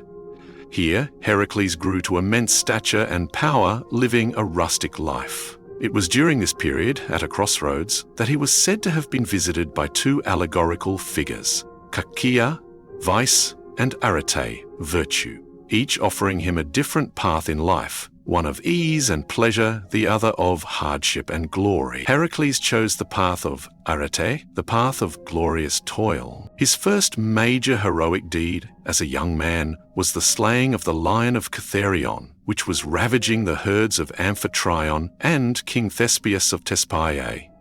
Heracles hunted it for 50 days and finally killed it, skinning it and wearing its pelt as a cloak and its head as a helmet, iconic attributes in his later depictions. During this hunt, King Theseus, wishing to have grandsons sired by the hero, arranged for Heracles to sleep with each of his 50 daughters on consecutive nights, or all in one night in some versions. Heracles returned to Thebes and, in a notable early exploit, defended the city against the minions of Orchomenus, who were demanding tribute. For his valor, Creon, king of Thebes, gave Heracles his daughter Megara in marriage. They had several children and lived happily for some years. But Heraeus' malice had not abated. She inflicted a sudden, terrible madness upon Heracles. In this divinely induced frenzy, Heracles lost his senses and, mistaking his own children, and in some versions Megara herself, and 2 of Iphicles' children, for enemies, he brutally murdered them. When the madness lifted and Heracles realized the horrific act he had committed, he was overcome with profound grief and despair. He isolated himself, contemplating suicide. He was eventually persuaded by his cousin Theseus to seek purification and guidance from the oracle of Apollo at Delphi. The Pythia, Apollo's priestess, instructed Heracles to go to Tiryns and serve his cousin, King Eurystheus, the one who had usurped his birthright due to Hera's trickery, for a period of 12 years. If he successfully completed whatever tasks Eurystheus imposed upon him, he would not only be purified of his blood guilt, but would also achieve immortality. It was Eurystheus, a lesser man often depicted as cowardly and jealous of Heracles' might, who, inspired or manipulated by Hera, devised the famous 12 labours. These labours were designed to be impossibly difficult, even fatal, testing Heracles' strength, courage, and endurance to their absolute limits. His first labor was to kill the Nemean lion, a monstrous beast with an invulnerable hide that could not be pierced by mortal weapons. Heracles tracked it to its lair, blocked one entrance, and then wrestled the lion, eventually strangling it with his bare hands or breaking its jaw. He then skinned it using its own claws, and thereafter wore its impenetrable pelt as his signature armor. The second labor was to destroy the Lernaean Hydra, a multi-headed water serpent with poisonous breath, which dwelled in the swamps of Lerna. Each time one of its heads was cut off, two more would grow in its place. One of its heads was immortal. Heracles, with the help of his nephew Iolaus, cauterized the stumps of the severed heads with burning torches to prevent them from regenerating. He then buried the immortal head under a heavy rock. After defeating the Hydra, Heracles dipped his arrows in its poisonous blood, making them invariably fatal. Hera sent a giant crab to distract Heracles during this fight, which he crushed. It became the constellation Cancer. The third labor was to capture the Cyrenian hind, a deer sacred to Artemis with golden antlers and bronze hooves, so swift it could outrun an arrow. Heracles pursued it relentlessly for an entire year, finally capturing it without killing it, either by trapping it with nets, wounding it slightly with an arrow, or simply running it to exhaustion. He had to appease Artemis and Apollo for capturing the sacred animal. The fourth labor was to capture the Erymanthian boar, a giant, ferocious boar that was ravaging the region around Mount Erymanthos. Heracles chased the boar up a snow-covered mountain, tiring it out, then trapped it in deep snow, bound it, and carried it back to Eurystheus, who was so terrified at the sight of the beast that he hid in a large bronze storage jar, a pithos. The fifth labor was a task of immense filth rather than direct combat: to clean the stables of King Augeas of Elis in a single day. Augeas owned a vast herd of divine cattle, and their stables had not been cleaned for 30 years. Heracles accomplished this by diverting the rivers Alpheus and Peneus through the stables, washing away the mountains of dung. Augeas had promised Heracles 1/10 of his cattle if he succeeded, but reneged on the deal, leading to a later war where Heracles killed Augeas. The sixth labor was to eliminate the Stymphalian birds, man-eating birds with bronze beaks, metallic feathers they could shoot like arrows, and poisonous dung which infested the Stymphalian marshes in Arcadia. Athena provided Heracles with a pair of bronze kotala, castanets or rattles, forged by Hephaestus. By clashing these, Heracles startled the birds into flight, then shot many of them down with his arrows or hydra-poisoned arrows. The seventh labor was to capture the Cretan bull, a magnificent bull that was either the one that had carried Europa or one sent by Poseidon to King Minos of Crete for sacrifice. Minos had kept it for himself, angering Poseidon, who made the bull rampage across Crete. Heracles overpowered the bull with his bare hands and shipped it back to Eurystheus. The eighth labor was to steal the mares of Diomedes, the king of the Bistones in Thrace. These were 4 flesh-eating horses, which Diomedes fed with the flesh of unsuspecting guests. Heracles, with a band of volunteers, defeated Diomedes' men, captured the king, and fed him to his own mares, which calmed them. He then brought them back to Eurystheus. During this labor, Heracles' companion Abderus was eaten by the mares, and Heracles founded the city of Abdera in his honor. The ninth labor was to obtain the girdle or belt of Hippolyta, queen of the Amazons, for Eurystheus' daughter, Admete. Hippolyta was initially impressed by Heracles and willing to give him the belt. However, Hera, disguised as an Amazon, spread a rumor that Heracles intended to abduct the queen. The Amazons attacked, and in the ensuing battle, Heracles, believing Hippolyta had betrayed him, killed her and took the belt. The 10th labor, one of his most far-reaching, was to steal the cattle of Geryon, a 3-bodied, 6-armed giant who lived on the mythical island of Erythea in the far west, beyond the pillars that Heracles himself would later set up. Geryon's cattle were guarded by the herdsman Eurythion and a 2-headed dog named Orthrus. Heracles killed Orthrus and Eurythion, then Geryon himself. To reach Erythea, Helios, the sun god, impressed by Heracles' audacity in shooting an arrow at him, lent Heracles his golden cup, or chariot, which sailed the ocean. On his long journey back with the cattle, he had many side adventures, including a fight with Cacus in Italy. The 11th labor was to fetch the golden apples of the Hesperides. These apples, a wedding gift from Gaia to Zeus and Hera, grew in a sacred garden at the western edge of the world, tended by the Hesperides, nymphs, daughters of Atlas or Nyx, and guarded by Ladon, a 100-headed dragon. Heracles did not know the garden's location. He had many encounters on his journey, including wrestling the sea god Nereus for information and freeing Prometheus from his torment in the Caucasus Mountains, killing the eagle that devoured his liver. Prometheus advised Heracles to enlist the help of Atlas, who held the heavens on his shoulders. Heracles offered to hold the sky for Atlas if Atlas would fetch the apples. Atlas agreed, retrieved the apples, but then was reluctant to take back the burden of the sky. Heracles cleverly tricked him, asking Atlas to hold the sky for a moment so he could adjust his cloak, then simply walked off with the apples. The 12th and final labor, the ultimate test, was to bring Cerberus, the 3-headed, or 50-headed in some accounts, hound of Hades, guardian of the gates of the underworld, up to the land of the living. Guided by Hermes and Athene, Heracles descended into Hades. Hades agreed to let Heracles take Cerberus, provided he could subdue the beast without using any weapon. Heracles wrestled Cerberus into submission, his lion skin protecting him from its bites, and dragged the monstrous dog before Eurystheus, who again hid in his pythos in terror. Heracles then returned Cerberus to the underworld. Beyond the 12 labors, Heracles participated in numerous other adventures. He joined Jason and the Argonauts on their quest for the Golden Fleece, though he left the expedition early to search for his lost companion Hylas. He sacked the city of Troy years before the famous Trojan War after King Laomedon cheated him.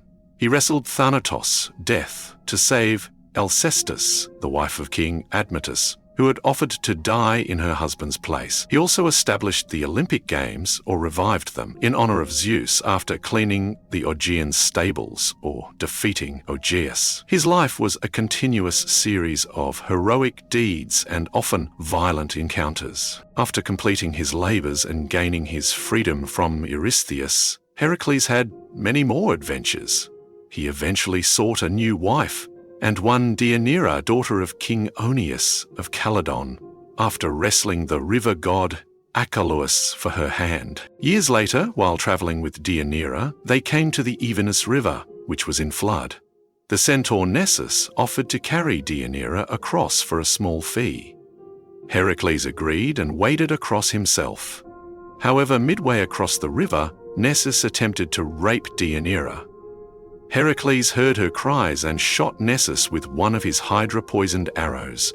As the centaur lay dying, he deceptively told Deianira to collect some of his blood, now mixed with the hydra's poison, and keep it, claiming it would act as a powerful love charm to ensure Heracles' fidelity if he ever strayed.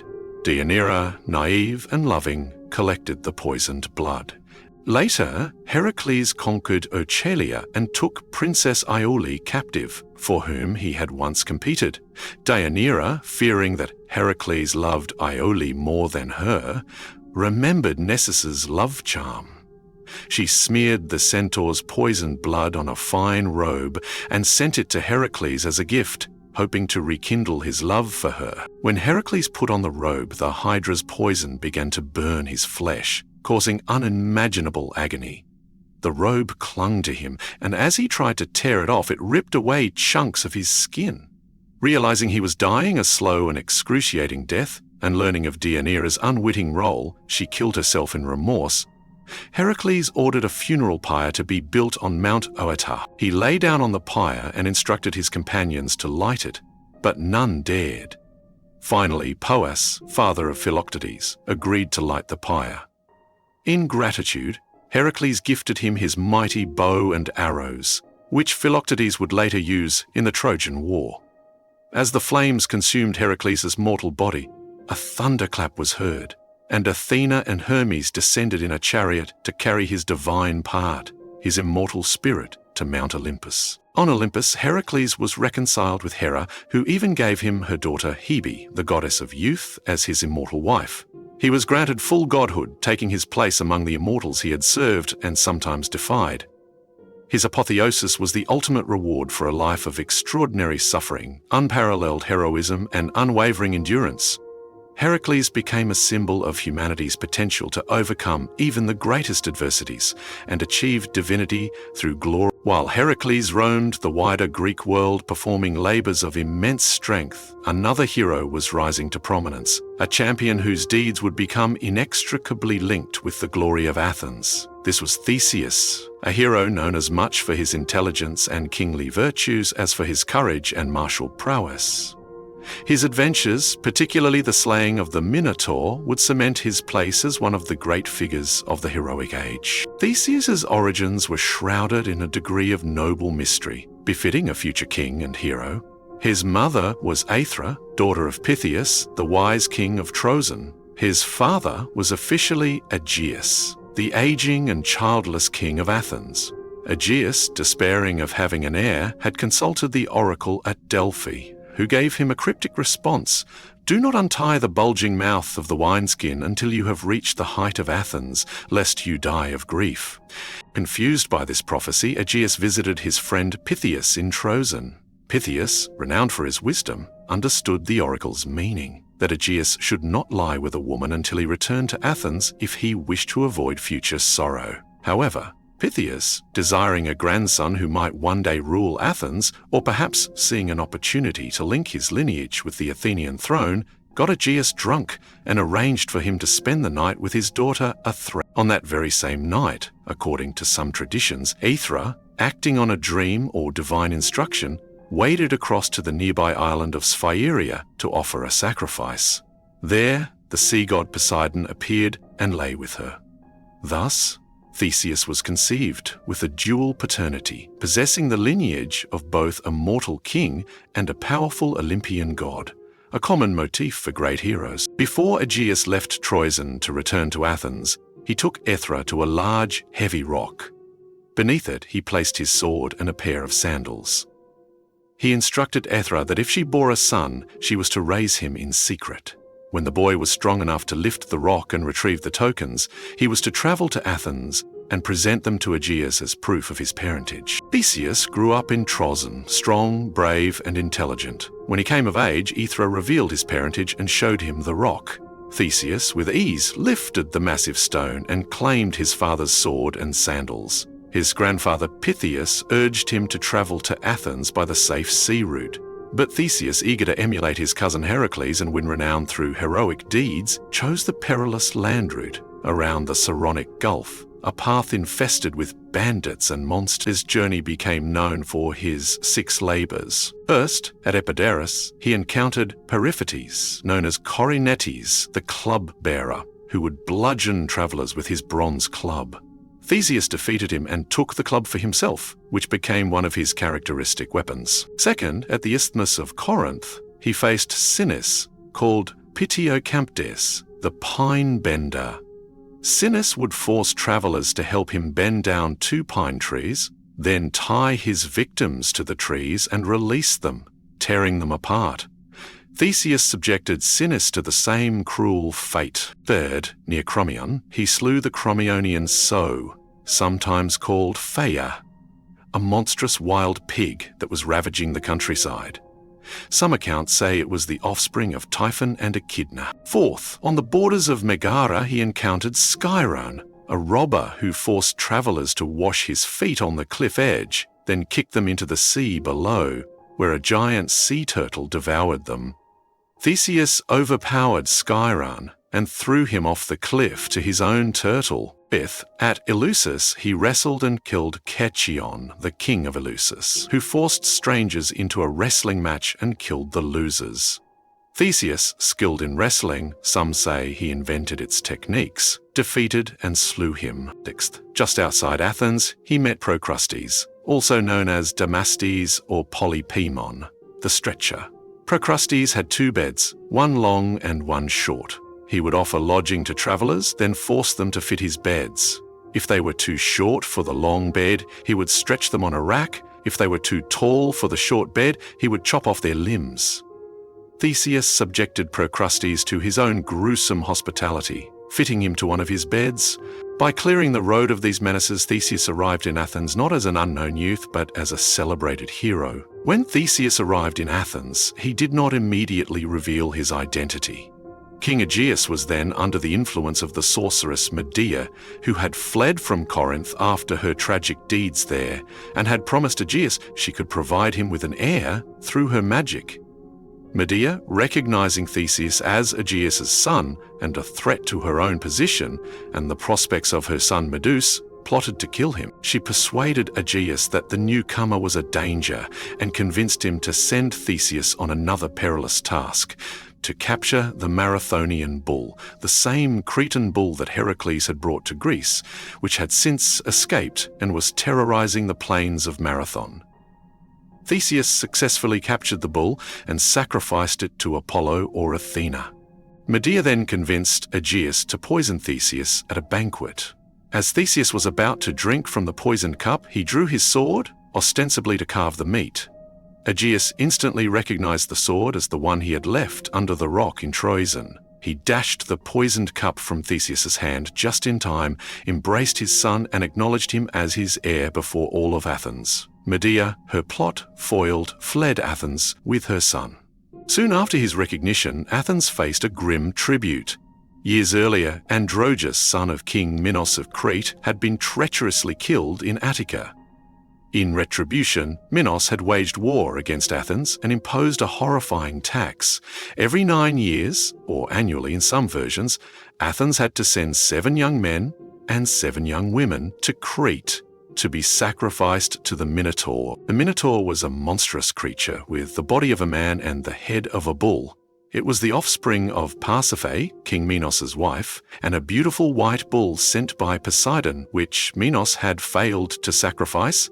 To hide this shame, Minos had commissioned the brilliant inventor Daedalus to construct an intricate maze called the Labyrinth, from which escape was nearly impossible. The Minotaur was imprisoned within this labyrinth. The time for the third tribute arrived, and Theseus, despite his father's pleas, volunteered to be one of the 14 young Athenians, determined to kill the Minotaur and end the dreadful tribute. He promised Aegeus that if he was successful, he would change the black sail of his ship, used for the mournful journey to Crete, to a white sail on his return. When the Athenian youths arrived in Crete, Ariadne, King Minos' daughter, fell in love with Theseus at first sight. She secretly approached him and offered to help him defeat the Minotaur and escape the labyrinth if he would promise to take her back to Athens and marry her. Theseus readily agreed. Ariadne consulted Daedalus, or was given the secret by him, who provided her with a ball of thread or a glowing jewel. She gave this to Theseus, instructing him to tie one end of the thread to the entrance of the labyrinth and unwind it as he went, so he could find his way back. Theseus entered the labyrinth, found the Minotaur in its innermost chamber, and, after a fierce battle, killed the beast with his fists or his sword. He then led the other Athenian youths out of the labyrinth by following the thread. Theseus, with Ariadne and the rescued Athenians, quickly set sail from Crete, escaping Minos' wrath. However, on the island of Naxos, or Dia, Theseus abandoned Ariadne while she was asleep. The reasons for this abandonment vary. Some say he was ordered to do so by Dionysus, who then claimed Ariadne as his own bride. Others suggest Athene advised him, or that he was simply faithless. Ariadne was left heartbroken, but was indeed found and wed by Dionysus. As Theseus sailed back to Athens, he, either in his joy or out of forgetfulness, perhaps due to a curse from the abandoned Ariadne or the gods, neglected to change the black sail of his ship to the promised white one. King Aegeus had been anxiously watching the sea from the cliffs of Cape Sunion for his son's return. When he saw the ship approaching with its black sail still hoisted, he assumed Theseus was dead.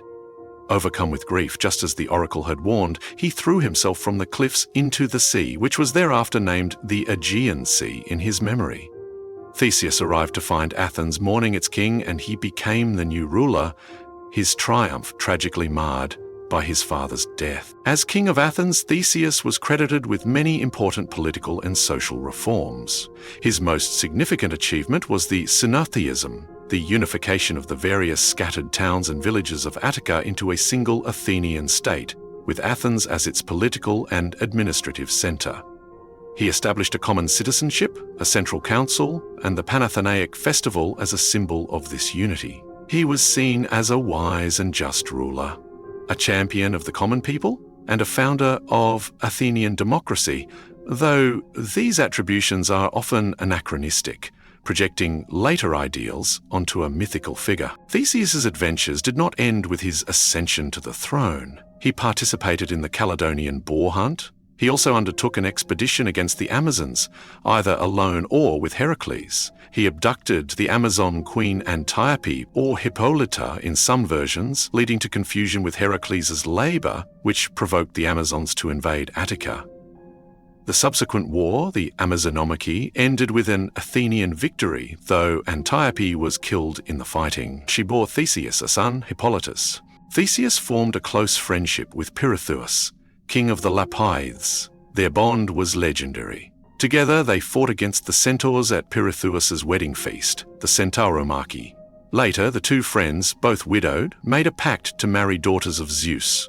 Theseus, with Pirithous' help, abducted the young Helen of Sparta, who would later become Helen of Troy while she was still a child, intending to keep her until she was old enough to marry. He left her in the care of his mother, Aethra, at Aphidnae. Then, Theseus accompanied Pirithous on an even more audacious quest to descend into the underworld to abduct Persephone, Hades' queen, for Pirithous.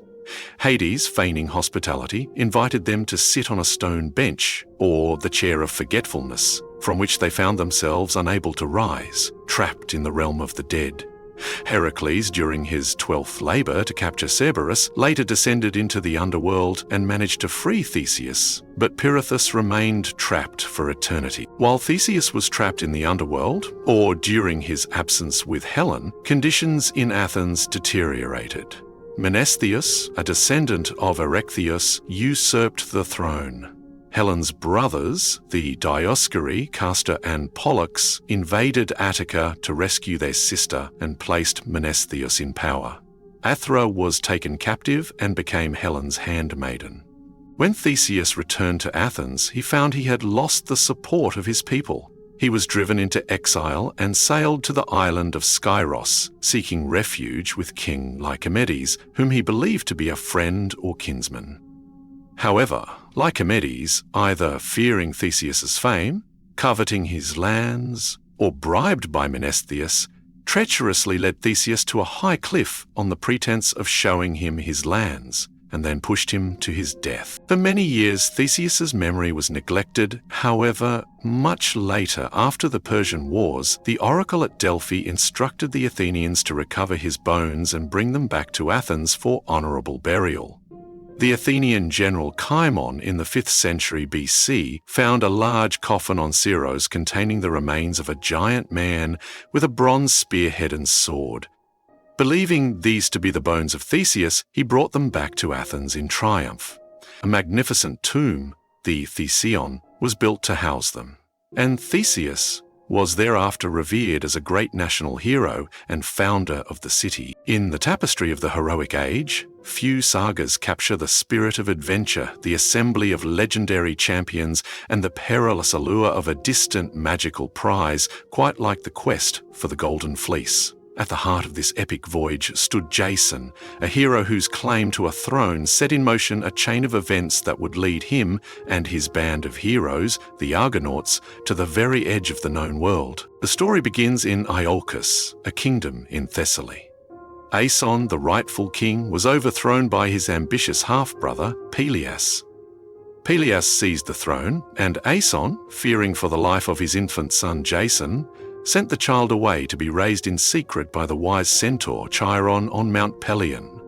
Chiron, tutor to many great heroes, instructed Jason in the arts of warfare, music, and medicine. Years passed, and Jason grew into a capable young man.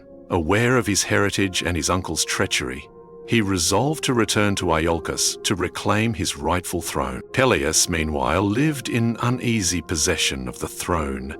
He had consulted an oracle, which warned him to beware of a man wearing only one sandal, who would come down from the mountains. This prophecy haunted him. As Jason journeyed to Iolcus, he came to the Anorus River, which was swollen and raging. An old woman stood on the bank, asking for help to cross. Jason, ever courteous, carried her across the turbulent waters. In the process, he lost one of his sandals in the mud. This old woman was none other than the goddess Hera in disguise, who, having been slighted by Peleus in the past, now favored Jason and sought to use him as an instrument of Peleus's downfall. When Jason arrived in Iolcus and appeared before Peleus, the king was shocked to see a stranger wearing only one sandal, fulfilling the oracle's ominous warning. Peleus, though outwardly welcoming, was deeply fearful and plotted to rid himself of this potential threat. Peleus, feigning a willingness to relinquish the throne, told Jason he would do so if Jason could first accomplish a seemingly impossible task: to retrieve the legendary golden fleece from the distant land of Colchis at the eastern edge of the Black Sea. The fleece was the hide of a magical flying ram that had once carried Phrixus, a prince of Boeotia, to safety in Colchis. Phrixus had sacrificed the ram to Zeus and hung its golden fleece in a grove sacred to Ares, where it was guarded by a sleepless dragon. Peleus believed Jason would surely perish in such a dangerous undertaking. Jason, undaunted and eager for glory, accepted the challenge. He commissioned the construction of a magnificent ship, the Argo, named after its builder, Argus, who was aided in its construction by the goddess Athena. Athena herself fitted a piece of sacred oak from the oracle of Dodona into the ship's prow, which had the power of speech and prophecy. News of Jason's daring quest spread throughout Greece, and the greatest heroes of the age flocked to join his crew. This illustrious band became known as the Argonauts. Among them were Heracles, the mighty strongman, though he would leave the expedition early; Orpheus, the master musician whose songs could charm even stones; Castor and Pollux, the Dioscuri, famed horseman and boxer respectively; Peleus, father of Achilles; Telamon, father of Ajax; Zetes and Calais, the winged sons of Boreas, the north wind; the keen-eyed Lentzius, the seer Mopsus, and many other renowned warriors and demigods, numbering around 50 in total. With the Argo completed and its heroic crew assembled, Jason set sail from Iolcus on the long and perilous voyage to Colchis. Their journey was fraught with danger and extraordinary encounters. Their first major stop was the island of Lemnos, inhabited solely by women. The Lemnian women, led by Queen Hypsipyle, had killed all the men on the island in punishment for their infidelity. They welcomed the Argonauts, and the heroes remained there for some time, fathering a new generation of Lemnians. Jason himself had sons with Hypsipyle. Next, they reached the land of the Dolaones, ruled by King Cyzicus, who received them hospitably. After leaving, a storm blew the Argo back to the same shore at night. In the darkness and confusion, the Dolaones mistook the Argonauts for enemies and attacked. In the ensuing battle, Jason tragically killed King Cyzicus. When dawn revealed the mistake, the Argonauts mourned and held funeral games in his honor. In Mysia, Heracles' young companion and squire Hylas went ashore to fetch water from a spring. The water nymphs of the spring, captivated by his beauty, pulled him into the water, and he vanished without a trace. Heracles, distraught, searched frantically for Hylas, along with Polyphemus, another Argonaut. The Argo was forced to sail on without them, a decision that caused some dissent among the crew. In Thrace, they came to the court of King Phineus, a blind seer who was tormented by the Harpies, foul, bird-like creatures with women's faces. Whenever Phineus tried to eat, the Harpies would swoop down, snatch most of the food, and befoul the rest with their droppings, leaving him starving.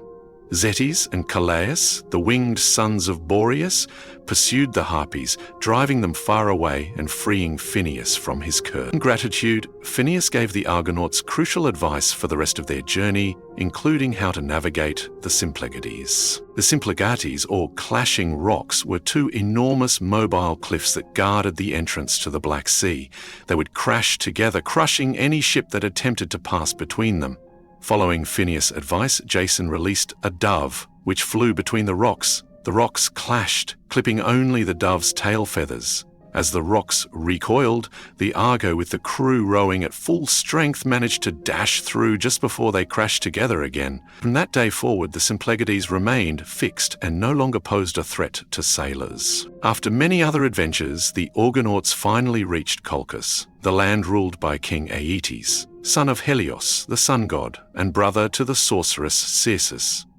Aeetes possessed the Golden Fleece, but was unwilling to part with it. When Jason presented his request, Aeetes, feigning hospitality but intending to destroy him, set Jason a series of impossible tasks. First, Jason had to yoke a pair of fire-breathing, bronze-hoofed bulls, a gift from Hephaestus, to Aeetes. Then, using these bulls, he had to plow a field sacred to Ares. Finally, he had to sow the plowed field with dragon's teeth, from the same dragons slain by Cadmus, from which a crop of fully armed warriors would spring, whom he then had to defeat. Jason's situation seemed hopeless. However, the goddess Hera, still working to aid Jason and bring about Peleus's downfall, intervened. Along with Athena, she persuaded Aphrodite to make Aeetes' younger daughter, Medea, fall deeply in love with Jason. Medea was a powerful sorceress, a priestess of Hecate, skilled in magic and potion. Consumed by her love for Jason and promised marriage by him, Medea betrayed her father and her country. She met Jason in secret and gave him a magical ointment that would protect him from the fire-breathing bulls and the warriors' weapons for one day.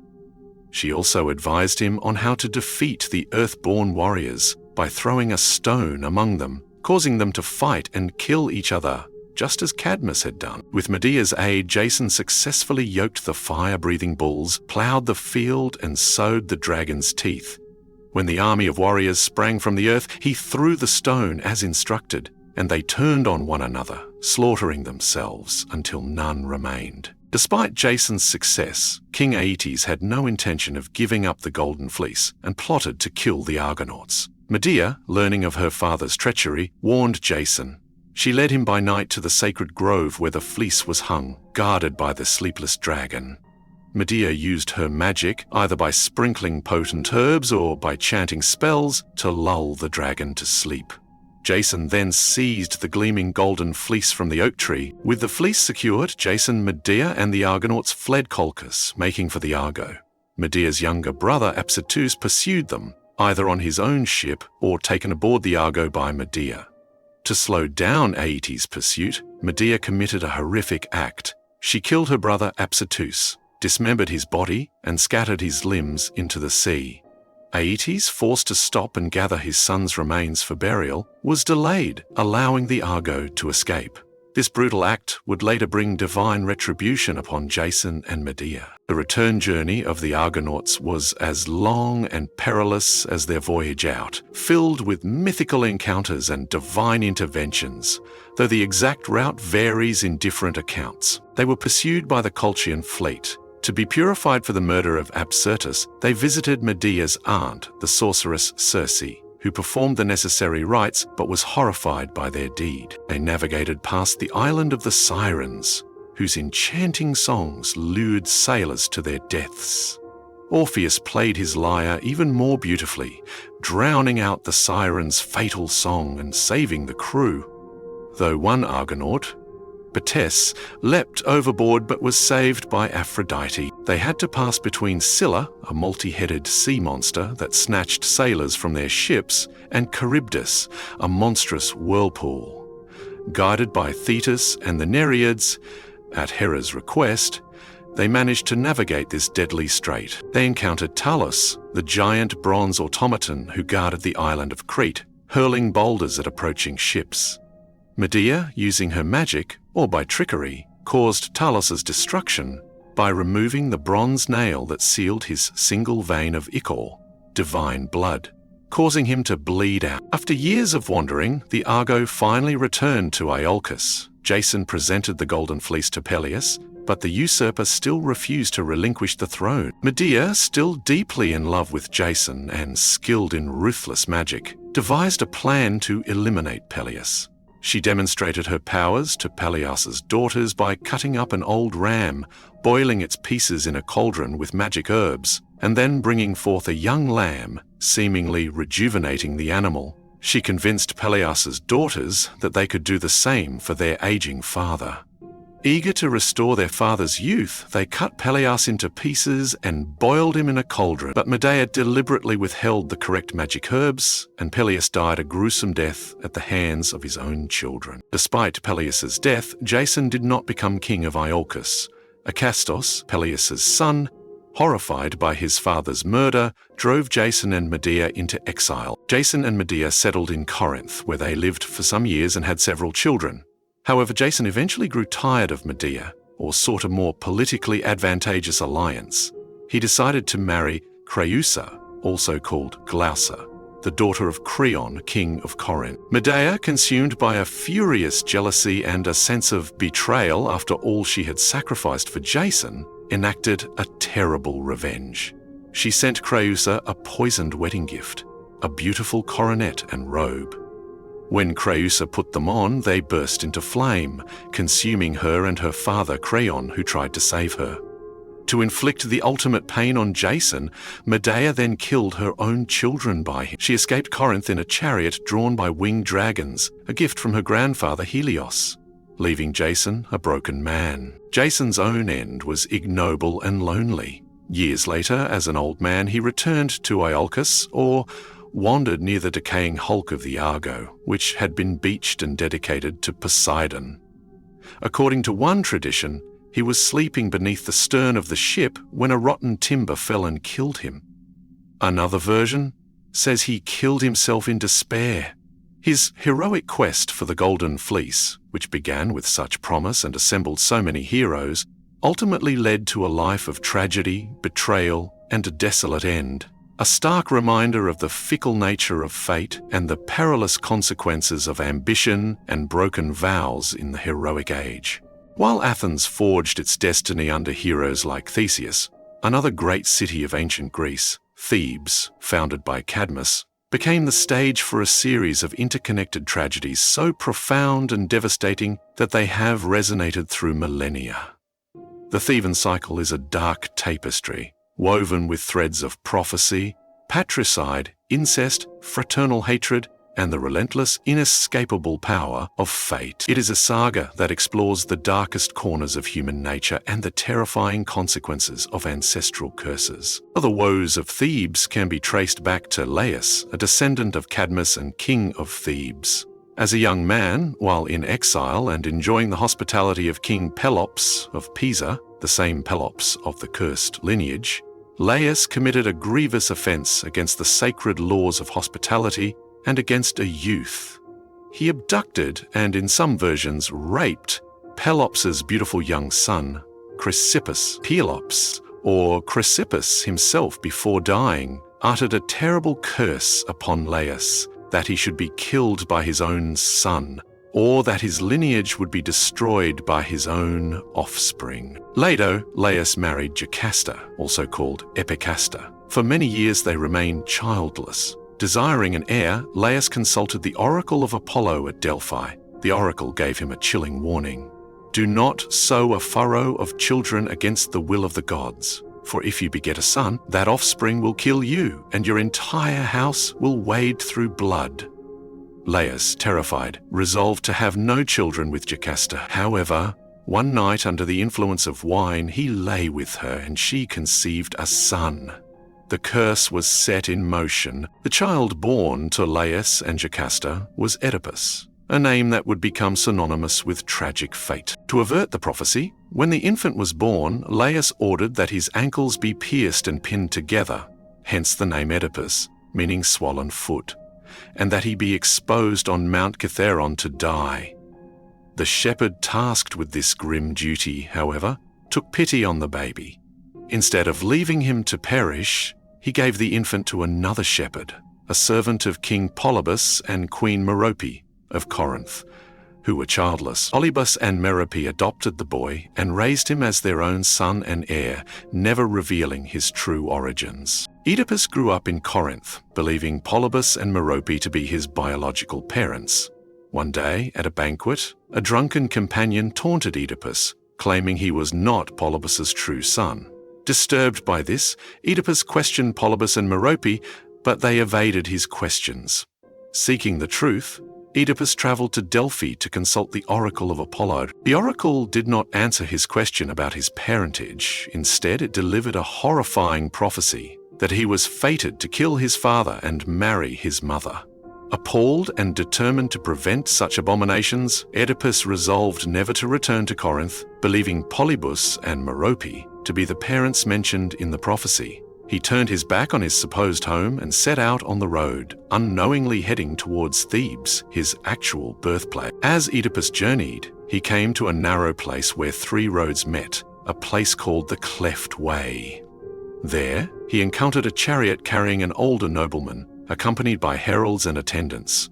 Neither Oedipus nor the nobleman would yield the right of way. An argument ensued, and one of the attendants, or Laius himself, struck Oedipus. In a fit of rage, Oedipus fought back, killing the nobleman and all but one of his attendants, who fled. The nobleman Oedipus had killed was, unknown to him, King Laius, his biological father. The first part of the prophecy had been fulfilled. Oedipus continued his journey and arrived at the city of Thebes. He found the city in a state of terror and despair. A monstrous creature called the Sphinx, with the body of a lion, the wings of an eagle, and the head and breast of a woman, had laid siege to Thebes. Perched on a high rock outside the city, the Sphinx posed a riddle to all who passed. What walks on 4 feet in the morning, 2 feet at noon, and 3 feet in the evening? Those who could not answer were devoured by the monster. Many Thebans had perished. Creon, Jocasta's brother, who had become regent after Laius's death, proclaimed that whoever could solve the Sphinx's riddle and free Thebes from its terror would be made king and would marry the widowed Queen Jocasta. Oedipus, confident in his intellect, confronted the Sphinx. When she posed the riddle, Oedipus answered correctly. Man who crawls on all fours as a baby, walks on 2 feet as an adult, and uses a cane, a 3rd foot, in old age. Defeated and enraged, the Sphinx threw herself from her rock and perished. Thebes was saved. Oedipus was hailed as a hero, and, true to Creon's proclamation, he was made king of Thebes and married Queen Jocasta, his own mother. The second part of the horrifying prophecy was now fulfilled, though Oedipus and Jocasta remained blissfully ignorant of their true relationship. Oedipus and Jocasta reigned in Thebes for many years. They had 4 children, 2 sons, Eteocles and Polynices, and 2 daughters, Antigone and Ismene. The kingdom prospered under Oedipus's rule, and he was beloved by his people as a wise and just king. Yet, the unrevealed truth of his parentage and his unwitting crimes cast a dark shadow, waiting to be brought into the light. Years later, a terrible plague descended upon Thebes. Crops failed, livestock died, women became barren, and the city was gripped by death and despair. The desperate Thebans appealed to their king, Oedipus, to save them once more. Oedipus sent Creon to Delphi to ask the oracle for guidance. Creon returned with the oracle's message. The plague was a divine punishment for the unavenged murder of King Laius. The killer, the oracle declared, was still living in Thebes and must be expelled or killed to cleanse the city. Oedipus, determined to find the murderer and lift the plague, launched a vigorous investigation. Ironically, pronouncing a solemn curse upon the unknown killer and anyone who harbored him, he summoned Tiresias, the blind prophet of Thebes, a seer renowned for his wisdom and connection to the gods. Tiresias was reluctant to speak, knowing the terrible truth. But Oedipus, growing impatient and angry, accused Tiresias of being complicit in the murder. Goaded beyond endurance, Tiresias finally revealed the horrifying truth. You, Oedipus, are the murderer you seek. You are the defiler of this land. He further hinted at Oedipus's incestuous marriage. Oedipus, enraged and disbelieving, accused Tiresias and Creon of conspiring to overthrow him. However, a series of revelations began to unravel the terrible reality. A messenger arrived from Corinth with news that King Polybus had died of old age. Oedipus was initially relieved, believing this meant the prophecy that he would kill his father was false, but the messenger then revealed that Polybus and Merope were not his biological parents, and that he, the messenger, had received the infant Oedipus from another shepherd on Mount Cithaeron. Jocasta, piecing together the horrifying truth from the messenger's account and her own memories of Laius's child, tried to stop Oedipus from investigating further, but he was relentless.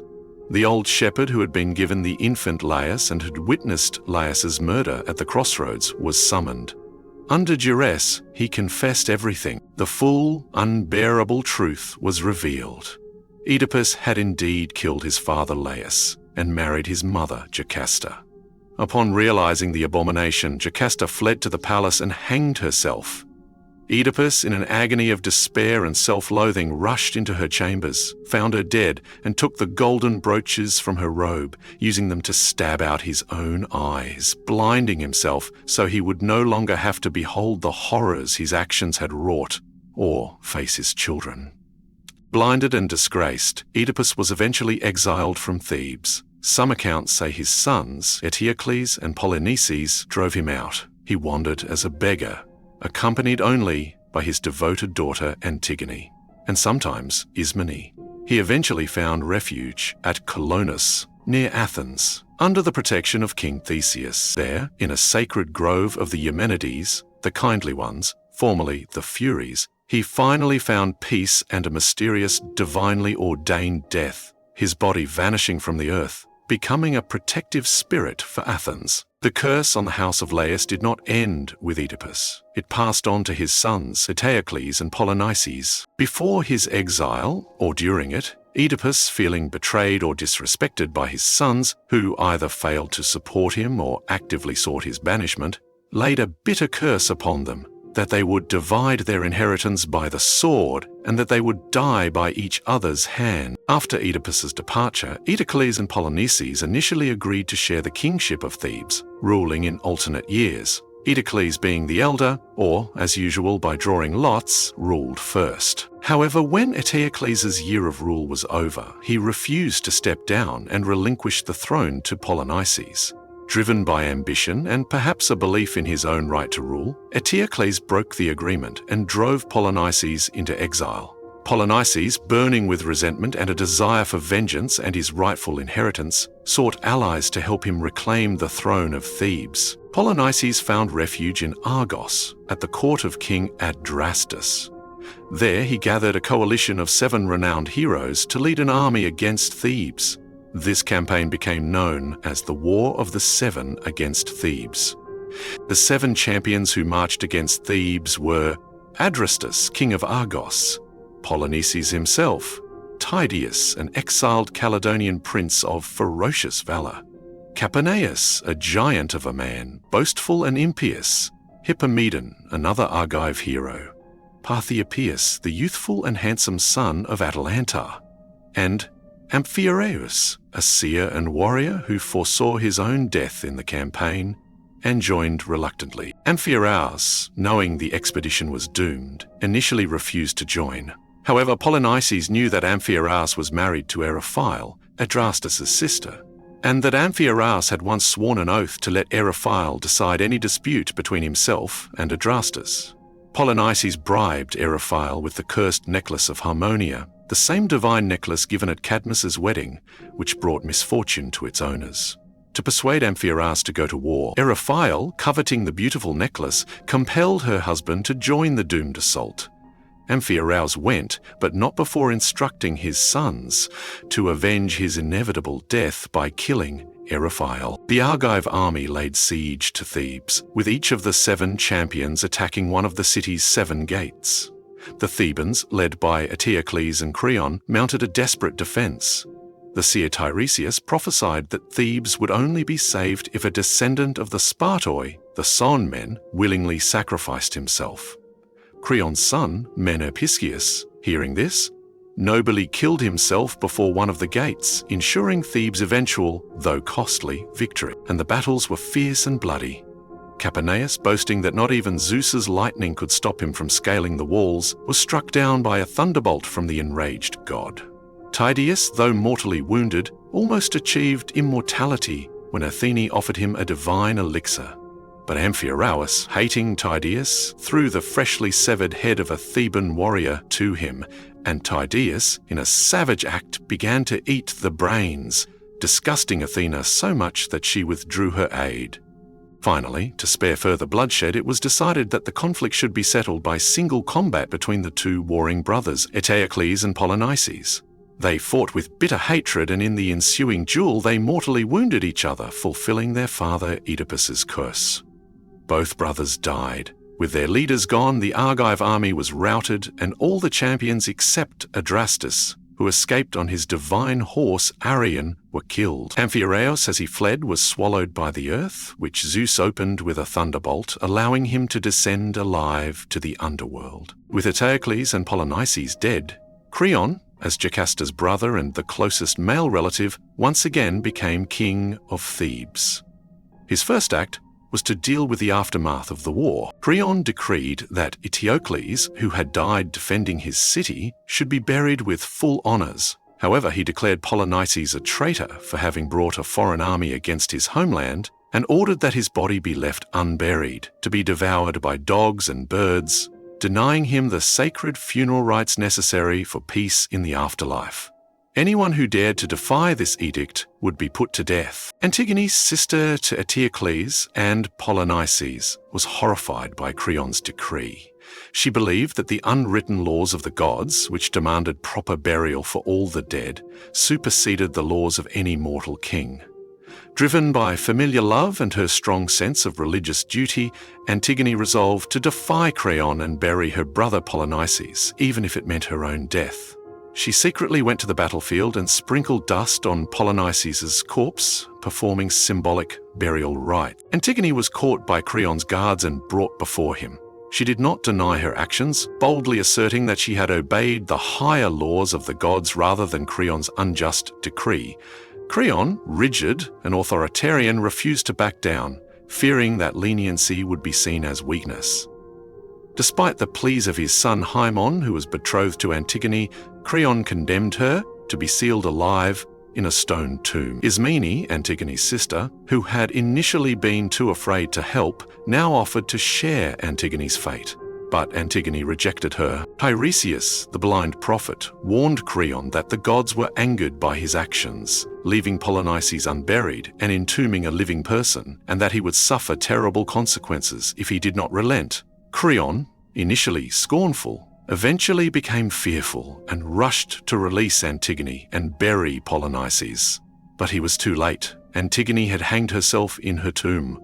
Haemon, finding her dead, spat at his father and then killed himself with his own sword. Eurydice, Creon's wife, upon hearing of her son's death, also took her own life, cursing Creon as she died. Creon was left a broken man, his family destroyed, his authority shattered, a victim of his own pride and inflexibility. 10 years after the disastrous campaign of the Seven against Thebes, their sons, known as the Epigoni, the descendants or those born after, mounted a new expedition to avenge their fathers and conquer Thebes. Led by Thesander, son of Polynices, and Alcmaeon, son of Amphiaraus, the Epigoni, guided by favorable oracles, were successful where their fathers had failed. They defeated the Thebans in battle, and the city of Thebes was finally captured and sacked. Alcmaeon, fulfilling his father Amphiaraus's command, killed his mother Eryphile for her treachery, but was then pursued by the Erinyes for the crime of matricide, continuing the cycle of bloodshed and divine retribution that plagued the cursed houses of Thebes. The Theban Cycle, with its relentless succession of horrors, stands as a powerful exploration of fate, free will, guilt, and the devastating consequences of human pride and divine curses, leaving an indelible mark on Greek tragedy and Western literature. Of all the sagas of the heroic age, none looms larger in the imagination, none has inspired more art, literature, and contemplation than the colossal conflict known as the Trojan War. It was a 10-year siege of the mighty city of Troy by a coalition of Achaean Greek kingdoms, a war sparked by the abduction of a beautiful queen, fueled by the wrath of gods and heroes, and culminating in the utter destruction of one of the ancient world's most glorious cities. This is the grand epic of Troy. The origins of the Trojan War were sown long before the first ships sailed, rooted in divine machinations and mortal choices. A chain of events began with the wedding of Peleus, a mortal hero and future father of Achilles, and Thetis, a beautiful sea nymph. All the gods and goddesses were invited to the grand celebration on Mount Pelion, except for one, Eris, the goddess of discord. Enraged at being snubbed, Eris decided to cause trouble. She appeared at the wedding feast and threw a golden apple among the assembled goddesses, inscribed with the words, Callistae, for the fairest. 3 powerful Olympian goddesses immediately laid claim to the apple of discord. Hera, queen of the gods, Athena, goddess of wisdom and warfare, and Aphrodite, goddess of love and beauty. Zeus, unwilling to make such a perilous judgment himself, decreed that the matter should be decided by a mortal, Paris, a prince of Troy. Paris, also known as Alexander, was the son of King Priam and Queen Hecuba of Troy. At his birth, Hecuba had dreamed she gave birth to a flaming torch that consumed the city. Soothsayers interpreted this to mean Paris would be the cause of Troy's destruction. To avert this fate, Priam had ordered the infant Paris to be exposed on Mount Ida to die.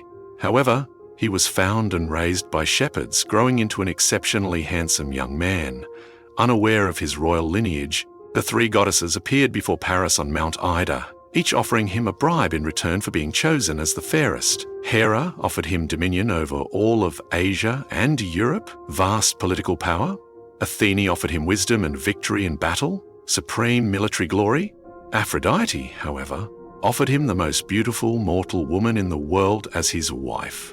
Paris, swayed by this promise, awarded the golden apple to Aphrodite. This decision, known as the Judgment of Paris, earned him the eternal enmity of Hera and Athene, who would thereafter side with the Greeks against Troy. The most beautiful mortal woman in the world was Helen, daughter of Zeus and Leda, queen of Sparta, or Zeus and Nemesis in some versions. She was the wife of Menelaus, king of Sparta. Before her marriage to Menelaus, Helen had been sought by numerous powerful Greek kings and princes. Her earthly father, Tyndareus, fearing that choosing one suitor would make enemies of the others, was advised by the cunning Odysseus of Ithaca. Tyndareus made all the suitors swear a solemn oath that they would abide by Helen's choice of husband and, more importantly, that they would defend her marriage and come to the aid of her chosen husband if anyone ever tried to abduct her or harm their union. This oath of Tyndareus would later bind the Achaean leaders to Menelaus's cause. Sometime after the judgment of Paris, Paris was recognized as a Trojan prince and welcomed back to the royal court of Troy. Aphrodite, true to her promise, guided him to Sparta. He was received as an honored guest by Menelaus and Helen. However, when Menelaus was called away to Crete for a funeral, Paris, aided by Aphrodite, either persuaded Helen to elope with him or abducted her by force. Accounts vary, also taking a significant portion of Menelaus's treasure. They sailed back to Troy, where Helen was received, though not without apprehension, by some Trojans, like the prophetess Cassandra, Paris's sister, whose warnings of doom were always ignored. When Menelaus returned to Sparta and discovered Helen's abduction and the theft of his treasure, he was enraged. He invoked the oath of Tyndareus, calling upon his brother Agamemnon, the powerful king of Mycenae, and all the former suitors of Helen and their allies to honor their pledge and join an expedition to retrieve Helen and punish Troy. Agamemnon, as the wealthiest and most powerful of the Achaean kings, was chosen as the commander-in-chief of the allied forces. A vast fleet and army were assembled at the port of Aulis. The Achaean host was a veritable roll call of the greatest heroes of the age. Achilles, son of Peleus and Thetis, the swiftest and greatest warrior among the Achaeans, leader of the Myrmidons. He was nearly invulnerable, except for his heel. His mother, knowing he was fated to die at Troy if he went, had tried to hide him by disguising him as a girl at the court of King Lycomedes on Syros. but Odysseus cleverly exposed him. Odysseus, king of Ithaca, known for his cunning, intelligence, and eloquence. He had initially feigned madness to avoid going to war, as an oracle had foretold he would return home only after 20 years of hardship. But Palamedes exposed his ruse. Ajax the Greater, son of Telamon, king of Salamis, a giant of a man second only to Achilles in fighting prowess, known for his immense strength and steadfast courage. Diomedes, king of Argos, a young but exceptionally brave and skilled warrior, often favored by Athena. Nestor, the aged king of Pylos, renowned for his wisdom, experience, and oratory, serving as a respected counselor to the Achaean leaders. Idomeneus, king of Crete, Ajax the Lesser, swift runner but impious, Patroclus, Achilles' beloved companion and squire, and many other kings and champions. The assembled Achaean fleet at Aulis was unable to sail due to a persistent lack of wind, or contrary winds, sent by the goddess Artemis. Agamemnon had offended Artemis either by killing a sacred stag or by boasting that he was a better hunter than the goddess. The seer Calchas prophesied that the only way to appease Artemis and secure favorable winds was for Agamemnon to sacrifice his own daughter Iphigenia to the goddess. Agamemnon was horrified, but under pressure from the restless army and his own ambition, he reluctantly agreed. Iphigenia was lured to Aulis under the pretense of being married to Achilles. At the altar, just as she was about to be sacrificed, some versions say Artemis took pity on her, substituted a deer in her place, and whisked Iphigenia away to become her priestess among the Taurians. In other versions, the sacrifice was completed, the winds then turned favorable, and the Achaean fleet finally set sail for Troy. The city of Troy, also known as Ilium, was a formidable fortress, with high, strong walls said to have been built by Poseidon and Apollo. The Trojans and their allies, led by King Priam, were brave and skilled warriors. The Achaeans landed on the Trojan plain and established a beachhead camp, but they were unable to take the city by storm. Thus began a long and grueling siege that would last for 10 weary years. The Trojans also had their share of mighty heroes defending their city. Hector, eldest son of King Priam, Troy's greatest warrior, a noble and courageous leader, devoted to his family and his city. He was the mainstay of the Trojan defense. Paris, Alexander, whose abduction of Helen had caused the war. Though handsome, he was often portrayed as less heroic and more prone to shirking combat than his brother Hector. He was a skilled archer. Enos, son of Aphrodite and the mortal Anchises, a brave Trojan prince, destined to survive the fall of Troy and lead its refugees to found a new city, Rome. Sarpedon, son of Zeus and Laodamia, co-leader of the Lycian allies of Troy, a valiant warrior. Glaucus, Sarpedon's cousin and co-leader of the Lycians, known for his exchange of armor with Diomedes due to ancestral guest friendship. Deiphobus, Helenus, a seer, and other sons of Priam, along with allies from neighboring regions. The most famous episode of the Trojan War, immortalized in Homer's Iliad, occurs in the 10th and final year of the siege and centers on the wrath of Achilles. Agamemnon, as commander-in-chief, had taken a captive woman, Chryseis, daughter of a priest of Apollo, as his war prize. When her father Chryseis came to ransom her, Agamemnon arrogantly refused and insulted him. Chryseis prayed to Apollo, who sent a devastating plague upon the Achaean camp. The seer Calchas revealed that the plague was caused by Agamemnon's offense, and that Chryseis must be returned to her father. Agamemnon reluctantly agreed, but in his anger and wounded pride, he declared he would take Achilles' war prize, the captive woman Briseis, as compensation. Achilles was enraged by this public dishonor and insult to his status. He drew his sword and would have killed Agamemnon, but Athena, sent by Hera, intervened and restrained him. Achilles, feeling deeply wronged, announced his withdrawal from the fighting, taking his Myrmidon warriors with him. He prayed to his mother Thetis to persuade Zeus to grant victories to the Trojans so that the Achaeans would realize how much they needed him and Agamemnon would be forced to regret his actions. With Achilles, their greatest warrior, absent from the battlefield, the tide of war began to turn in favor of the Trojans. The Iliad recounts several aristii, displays of heroic excellence in battle by other champions. Diomedes, inspired by Athene, rampaged through the Trojan ranks, wounding even the gods Aphrodite and Ares when they intervened in the fighting. Ajax the Greater fought valiantly, holding the line against Trojan assaults. Hector led the Trojans with courage and skill, pushing the Achaeans back towards their ships and even setting one of them on fire. As the Achaean situation became desperate, with the Trojans threatening to burn their entire fleet, Patroclus, Achilles' dearest friend, begged Achilles to allow him to wear Achilles' armor and lead the Myrmidons into battle to save the ships. Achilles reluctantly agreed, but warned Patroclus only to drive the Trojans from the ships and not to pursue them to the walls of Troy. Patroclus, wearing Achilles' armor, routed the Trojans and performed deeds of great valor. However, flushed with success, he forgot Achilles' warning and pursued the Trojans towards the city.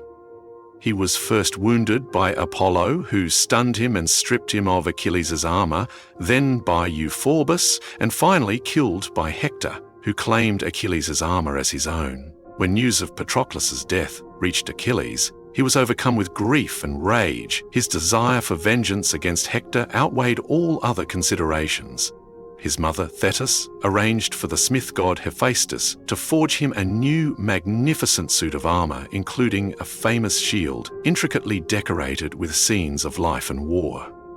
Clad in this divine armor, Achilles returned to the battlefield, his wrath now directed at the Trojans, particularly Hector. Achilles, re-entering the fray, was an unstoppable force of destruction. He slaughtered countless Trojans. Hector, knowing he was fated to die at Achilles' hands, but also driven by his duty to defend his city, faced Achilles in single combat outside the Scaean gates of Troy. After a dramatic chase around the city walls, Athene tricked Hector into standing and fighting. Achilles, with his superior skill and divine armor, killed Hector, spearing him through the throat. In his rage and grief for Patroclus, Achilles refused to return Hector's body for proper burial. Instead, he tied Hector's corpse by the ankles to his chariot and dragged it in the dust around the walls of Troy and back to the Achaean camp, a shocking act of desecration. King Priam, Hector's aged father, heartbroken by his son's death and the mutilation of his body, undertook a perilous night journey to the Achaean camp, guided by the god Hermes. He entered Achilles' tent, knelt before him, and, in a deeply moving appeal, kissed the hands of the man who had killed so many of his sons, begging for Hector's body to be returned for burial. Achilles, moved by Priam's grief and courage, and perhaps reminded of his own aging father Peleus, relented. He accepted a ransom and allowed Priam to take Hector's body back to Troy. A 12-day truce was declared for Hector's funeral rites. Even with Hector dead, Troy did not fall easily. New allies came to Troy's aid, including Penthesilea, queen of the Amazons, and Memnon, king of the Ethiopians, son of Eos, the Dawn. Achilles killed both these formidable warriors in combat. However, Achilles himself was fated to die at Troy, as his mother had foretold. He was killed by an arrow shot by Paris, guided by Apollo, which struck him in his only vulnerable spot, his heel. After 10 years of fruitless siege, the Achaeans realized they could not take Troy by direct assault. It was the cunning Odysseus who devised the stratagem that would finally lead to the city's downfall. The Trojan horse. The Achaeans constructed a giant hollow wooden horse. A select group of their bravest warriors, led by Odysseus, hid inside its belly. The rest of the Achaean army then burned their camp and sailed away, pretending to give up the siege and return home. But they only sailed as far as the nearby island of Tenedos, where they hid. The Trojans, awakening to find the Achaean camp deserted and the massive wooden horse standing on the plain, were astonished. They debated what to do with it. Some, like Cassandra and the priest Laocoon, warned that it was a trick and should be destroyed. Laocoon famously declared, "Timeo Danaios et dona ferentes." I fear the Greeks, even bearing gifts. As if to punish his warning, 2 giant sea serpents emerged from the sea and devoured Laocoon and his 2 sons. This was taken by many Trojans as a sign of divine displeasure with Laocoon's skepticism. Sinon, an Achaean spy left behind, pretended to be a deserter and, with a cleverly woven story, convinced the Trojans that the horse was an offering to Athena, designed to be too large to fit through their city gates. If brought inside, he claimed, it would make Troy impregnable. Despite lingering doubts, the Trojans, jubilant at the apparent end of the war, breached a section of their own city walls and dragged the colossal horse inside. That night, they celebrated their supposed victory with feasting and revelry. Under the cover of darkness, while the Trojans slept soundly, drunk from their celebrations, Sinon released the Achaean warriors hidden inside the horse. They emerged, killed the sentries, and opened the city gates to admit the rest of the Achaean army, which had secretly sailed back from Tenedos. What followed was the brutal and merciless sack of Troy. The Achaeans, filled with 10 years of pent-up rage and lust for plunder, rampaged through the sleeping city, slaughtering its inhabitants, looting its treasures, and setting its buildings ablaze. King Priam was killed by Achilles' son Neoptolemus, also called Pyrrhus, at the altar of Zeus in his own palace. Hector's infant son, Astyanax, was thrown from the city walls to his death to prevent him from ever seeking revenge. Trojan women, including Queen Hecuba, Cassandra, who was raped by Ajax the Lesser in Athena's temple, and Andromache, Hector's widow, were taken captive as slaves and war prizes. The city of Troy was utterly destroyed, its glory reduced to smoking ruins. Only a few Trojans, led by Aeneas, managed to escape the carnage, carrying the city's sacred images and the hopes for a new Troy elsewhere. The victory at Troy came at a great cost, not only for the Trojans, but also for the Achaeans. Many of their greatest heroes had perished. For those who survived, the journey home, known as the Nostoi, was often fraught with peril, divine retribution for sacrileges committed during the sack of Troy, and further tragedy. Agamemnon, commander-in-chief, returned to Mycenae relatively quickly, bringing with him his war prize, the prophetess Cassandra. However, during his 10-year absence, his wife Clytemnestra had taken a lover, Aegisthus, Agamemnon's cousin and bitter enemy of his family. Clytemnestra, resentful of Agamemnon for sacrificing their daughter Iphigenia and jealous of Cassandra, plotted his murder. Upon his return, she feigned a warm welcome, then, with Aegisthus's help, murdered Agamemnon and Cassandra in his bath or at a banquet. This act would lead to further cycles of vengeance within the house of Atreus, with Agamemnon's son, Orestes, later avenging his father by killing Clytemnestra and Aegisthus. The most famous and arduous return journey was that of Odysseus, king of Ithaca. His 10-year struggle to reach home, filled with encounters with monsters, sorceresses, and angry gods, is the subject of Homer's epic, the Odyssey, and will be explored in the subsequent part of this narrative. Nestor, the wise old king, had a relatively swift and safe return to Pylos, as he had always been pious and respected the gods. Diomedes returned to Argos to find his wife unfaithful and his kingdom usurped, forcing him into exile in Italy. Menelaus and Helen, after being reconciled, endured 8 years of wandering, visiting Cyprus, Phoenicia, Egypt, and Libya, before finally returning to Sparta, where they lived out their days in peace. Ajax the Lesser, for his sacrilege of raping Cassandra in Athena's temple, was shipwrecked and killed by Poseidon, or Athena, during his return voyage. Neoptolemus, Achilles' son, had a difficult journey but eventually reached Epirus, where he founded a kingdom. He was later killed at Delphi. The Trojan War, a monumental clash of heroes and civilizations, mark a turning point in the heroic age. It was a saga of immense bravery and unspeakable brutality, of divine intervention and human folly, of glorious triumphs and devastating losses. Its echoes would resonate through Greek culture and beyond, shaping concepts of heroism, fate, and the tragic consequences of war for centuries to come. The great city of Troy lay in smoking ruins, its treasures plundered, its people slain or enslaved. The Achaean heroes, victorious after a brutal 10-year siege, finally turned their prows homeward. Yet, the end of the war did not signify an end to their trials. For many, the journey back across the wine-dark sea, their Nostoi, or returns, would prove as perilous and fraught with suffering as the war itself. The gods had not forgotten the sacrileges committed during the sack of Troy, and the fates of the returning heroes were as varied and dramatic as their exploits in battle. The Achaeans, in the heat of their final victory, had committed numerous impious acts. Temples were desecrated, altars defiled, and suppliants slain without mercy. Athena, in particular, was enraged by the rape of Cassandra by Ajax the Lesser in her own temple, and by the general lack of respect shown by the Greeks. Poseidon, though often favouring the Greeks, was also angered by certain action. These offended deities ensured that the return voyages of many Achaean leaders would be anything but smooth. Storms, shipwrecks, mutinies, and treacherous encounters awaited them. The most powerful of the Achaean kings, Agamemnon, commander-in-chief of the expedition, experienced one of the most tragic and infamous homecomings. During Agamemnon's decade-long absence at Troy, his wife, Queen Clytemnestra, had harboured deep resentment against him.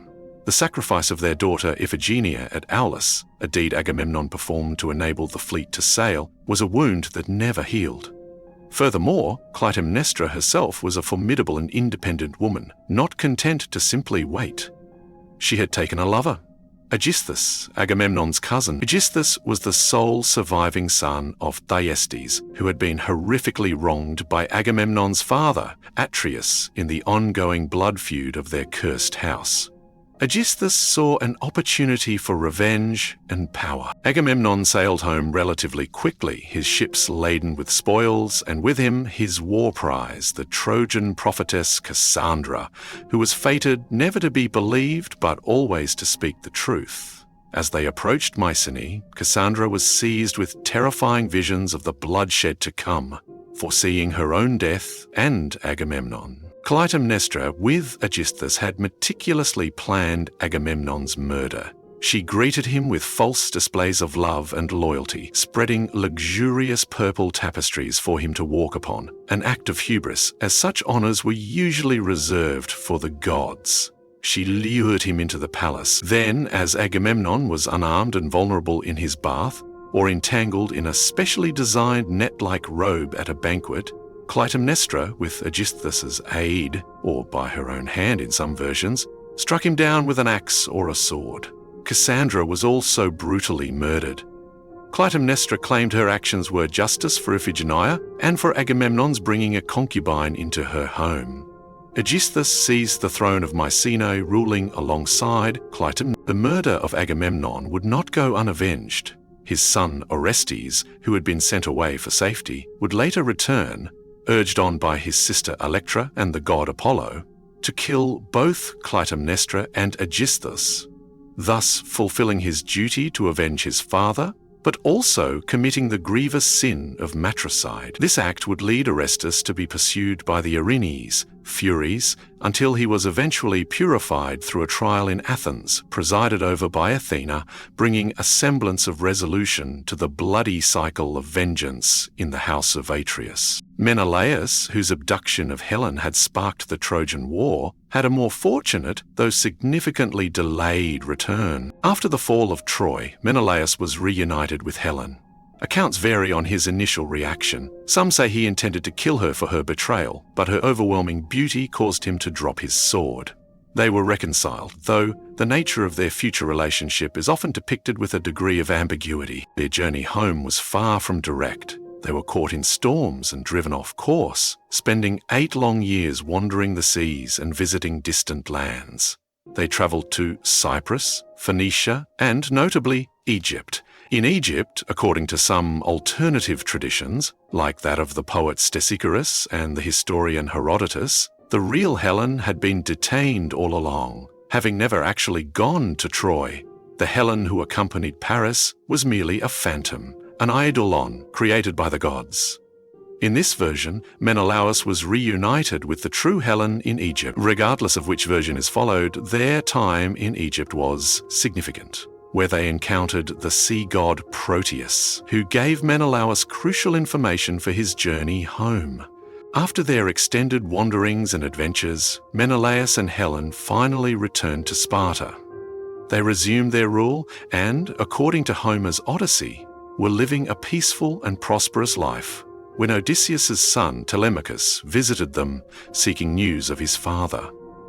Their later life seems to have been one of relative tranquility, a stark contrast to the turmoil that befell Agamemnon's household. Both Menelaus and Helen were eventually granted immortality and a place in the Elysian fields. Nestor, the aged and wise king of Pylos, was one of the few Achaean leaders to experience a swift and untroubled journey home. He had always been depicted as pious, respectful of the gods, and a voice of reason and moderation during the war. His virtue was rewarded. He arrived safely back in Pylos and resumed his peaceful reign, surrounded by his sons. His palace became a symbol of orderly homecoming and enduring stability. Diomedes, the valiant king of Argos, faced a bitter homecoming. During his absence, his wife, Aegialia, had been unfaithful, her infidelity encouraged by Aphrodite, whom Diomedes had wounded during the war. Upon his return, Diomedes found that his kingdom was in turmoil and his life was in danger due to plots against him. Unable to reclaim his throne or live safely in Argos, Diomedes was forced into exile. He sailed west to Italy, where he founded several cities in Magna Graecia, southern Italy, such as Agirepa, later Api, and Canusium. He was eventually reconciled with the gods and died an honored figure in his new lands, or in some versions was granted immortality. Idomeneus, the king of Crete and a significant Achaean leader, also suffered a tragic return. Caught in a violent storm at sea, he vowed to Poseidon that if he reached home safely, he would sacrifice the first living thing he encountered upon landing. Tragically, the first living thing to greet him on the shores of Crete was his own son, or daughter in some versions.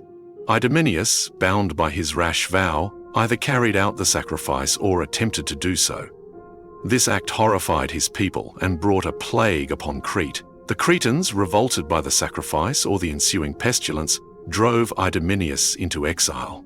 He, like Diomedes, wandered to Italy, where he founded a settlement in Calabria. Ajax the Lesser, son of Oileus, leader of the Locrians, was known for his speed but also for his arrogance and impiety. His most egregious act was the rape of Cassandra in the temple of Athena during the sack of Troy, while she clung to the goddess's statue for protection. Athena, enraged by this sacrilege, ensured his return journey was disastrous. She, with Poseidon's help, unleashed a furious storm that wrecked his ship near the Gyraean rocks. Ajax managed to survive the initial shipwreck and, clinging to a rock, boasted that he had escaped death despite the will of the gods. Poseidon, angered by his hubris, struck the rock with his trident, splitting it, and Ajax was drowned. His death served as a stark warning of divine retribution for impiety. Neoptolemus, also called Pyrrhus, the ruthless son of Achilles, had played a brutal role in the sack of Troy, including the murder of King Priam and the sacrifice of Priam's daughter Polyxena on Achilles' tomb. His return journey was also difficult. Advised by the seer Helenus, a captive Trojan prince whom he had taken, he travelled overland for part of the way, avoiding the sea storms that plagued other Achaeans. He eventually settled in Epirus, where he married Hermione, daughter of Menelaus and Helen, to whom he had been betrothed, and Andromache, Hector's widow, whom he had taken as a war prize. His life, however, was not peaceful. He was later killed at Delphi, either by Orestes, who also claimed Hermione as his bride, or by the priests of Delphi, angered by his demands or his sacrilegious behavior. Philoctetes, the master archer who wielded Heracles' bow and had been abandoned on Lemnos for 10 years due to a festering venomous snake bite, had been crucial to Troy's fall, as an oracle declared Troy could not be taken without Heracles' bow. After the war, he was said to have been cured of his wound. His return was relatively successful. He is credited with founding several cities in southern Italy, such as Petiola and Cremissa. By far the most renowned and elaborate of all the Nostoi was the 10 years struggle of Odysseus, the cunning king of Ithaca, to return to his home, his wife Penelope, and his son Telemachus. His journey was a kaleidoscope of fantastical encounters, divine persecutions, particularly by Poseidon, whose son, the Cyclops Polyphemus, Odysseus had blinded, and tests of endurance, wit, and loyalty. From the land of the Lotus Eaters to the cave of the Cyclops, from the island of the sorceress Circe to the realm of the dead, from the allure of the sirens to the perils of Scylla and Charybdis, and the long captivity on the island of the nymph Calypso, Odysseus's adventures became the archetype of the epic journey. His story, filled with monsters, magic, and profound human emotion, is so rich and significant that it forms its own distinct epic, the Odyssey, which stands as a monumental sequel to the Iliad and the Trojan War. The full recounting of his arduous path home and his eventual reclaiming of his kingdom merits its own detailed exploration. The varied fates of the returning Achaean heroes underscore the themes of divine justice, the consequences of human actions, and the profound challenges of transitioning from the brutal realities of war to the longed-for peace of home.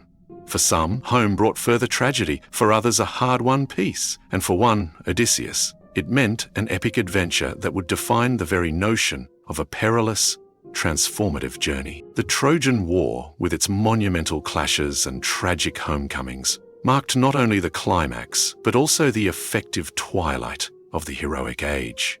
The great champions who had walked the earth, demigods and mortals of extraordinary prowess, had largely passed from the scene, their sagas etched into the collective memory of Greece. What followed was a gradual transition, a fading of the divine presence in mortal affairs, and the dawning of a new, more human-centered epoch, yet one profoundly shaped by the legends of the heroes who came before.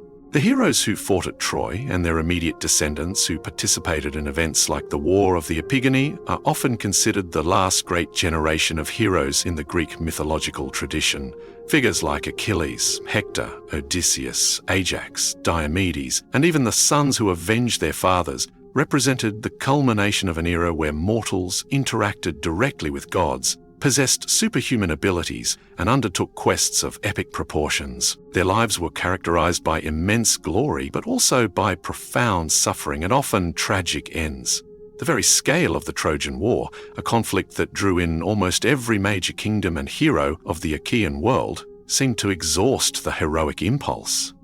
After Troy's fall and the arduous returns of its conquerors, the world of myth began to look different. The grand sweeping adventures became fewer, the direct interventions of the Olympians in human lives less frequent and less overt. Historically, the period following the traditional time frame of the Trojan War, around the late Bronze Age, saw significant upheaval and societal change in Greece, including the decline of the powerful Mycenaean civilization and the subsequent Greek Dark Ages.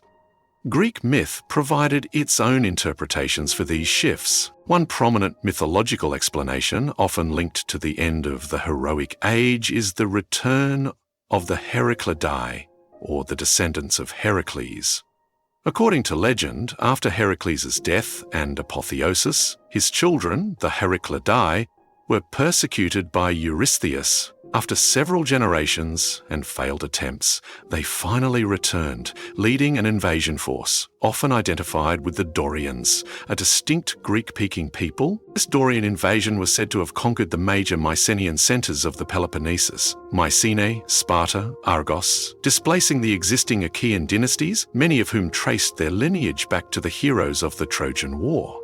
This mythological narrative provided an origin story for the Dorian states of classical Greece and a framework for understanding the cultural and political shifts that occurred at the end of the Bronze Age. It marked a definitive break with the old order, ushering in new ruling families, and in many ways, a new societal structure. The concept of declining ages, as described by the poet Hesiod, provides a mythological lens through which to view the end of the heroic age. Hesiod's scheme placed the heroic age as a distinct, nobler interruption between the Bronze Age and the Iron Age. The heroes who fought at Thebes and Troy belonged to this divine race of heromen. After their passing, the world entered the Iron Age, Hesiod's own time, which he depicted as a period of harsh toil, moral decline, and increasing distance between gods and mortals. In the Iron Age, justice and piety waned, Strife and hardship became constant companions, and humanity no longer possessed the strength or virtue of their heroic ancestors. This mythological framework suggested that the era of grand, divinely intertwined heroism was over, replaced by a more mundane, difficult, and all too human reality. The gods still existed, but they seemed more remote, their direct involvement in the day-to-day lives of mortals less apparent. A key characteristic of the heroic age was the pervasive presence and intervention of the gods in mortal affairs.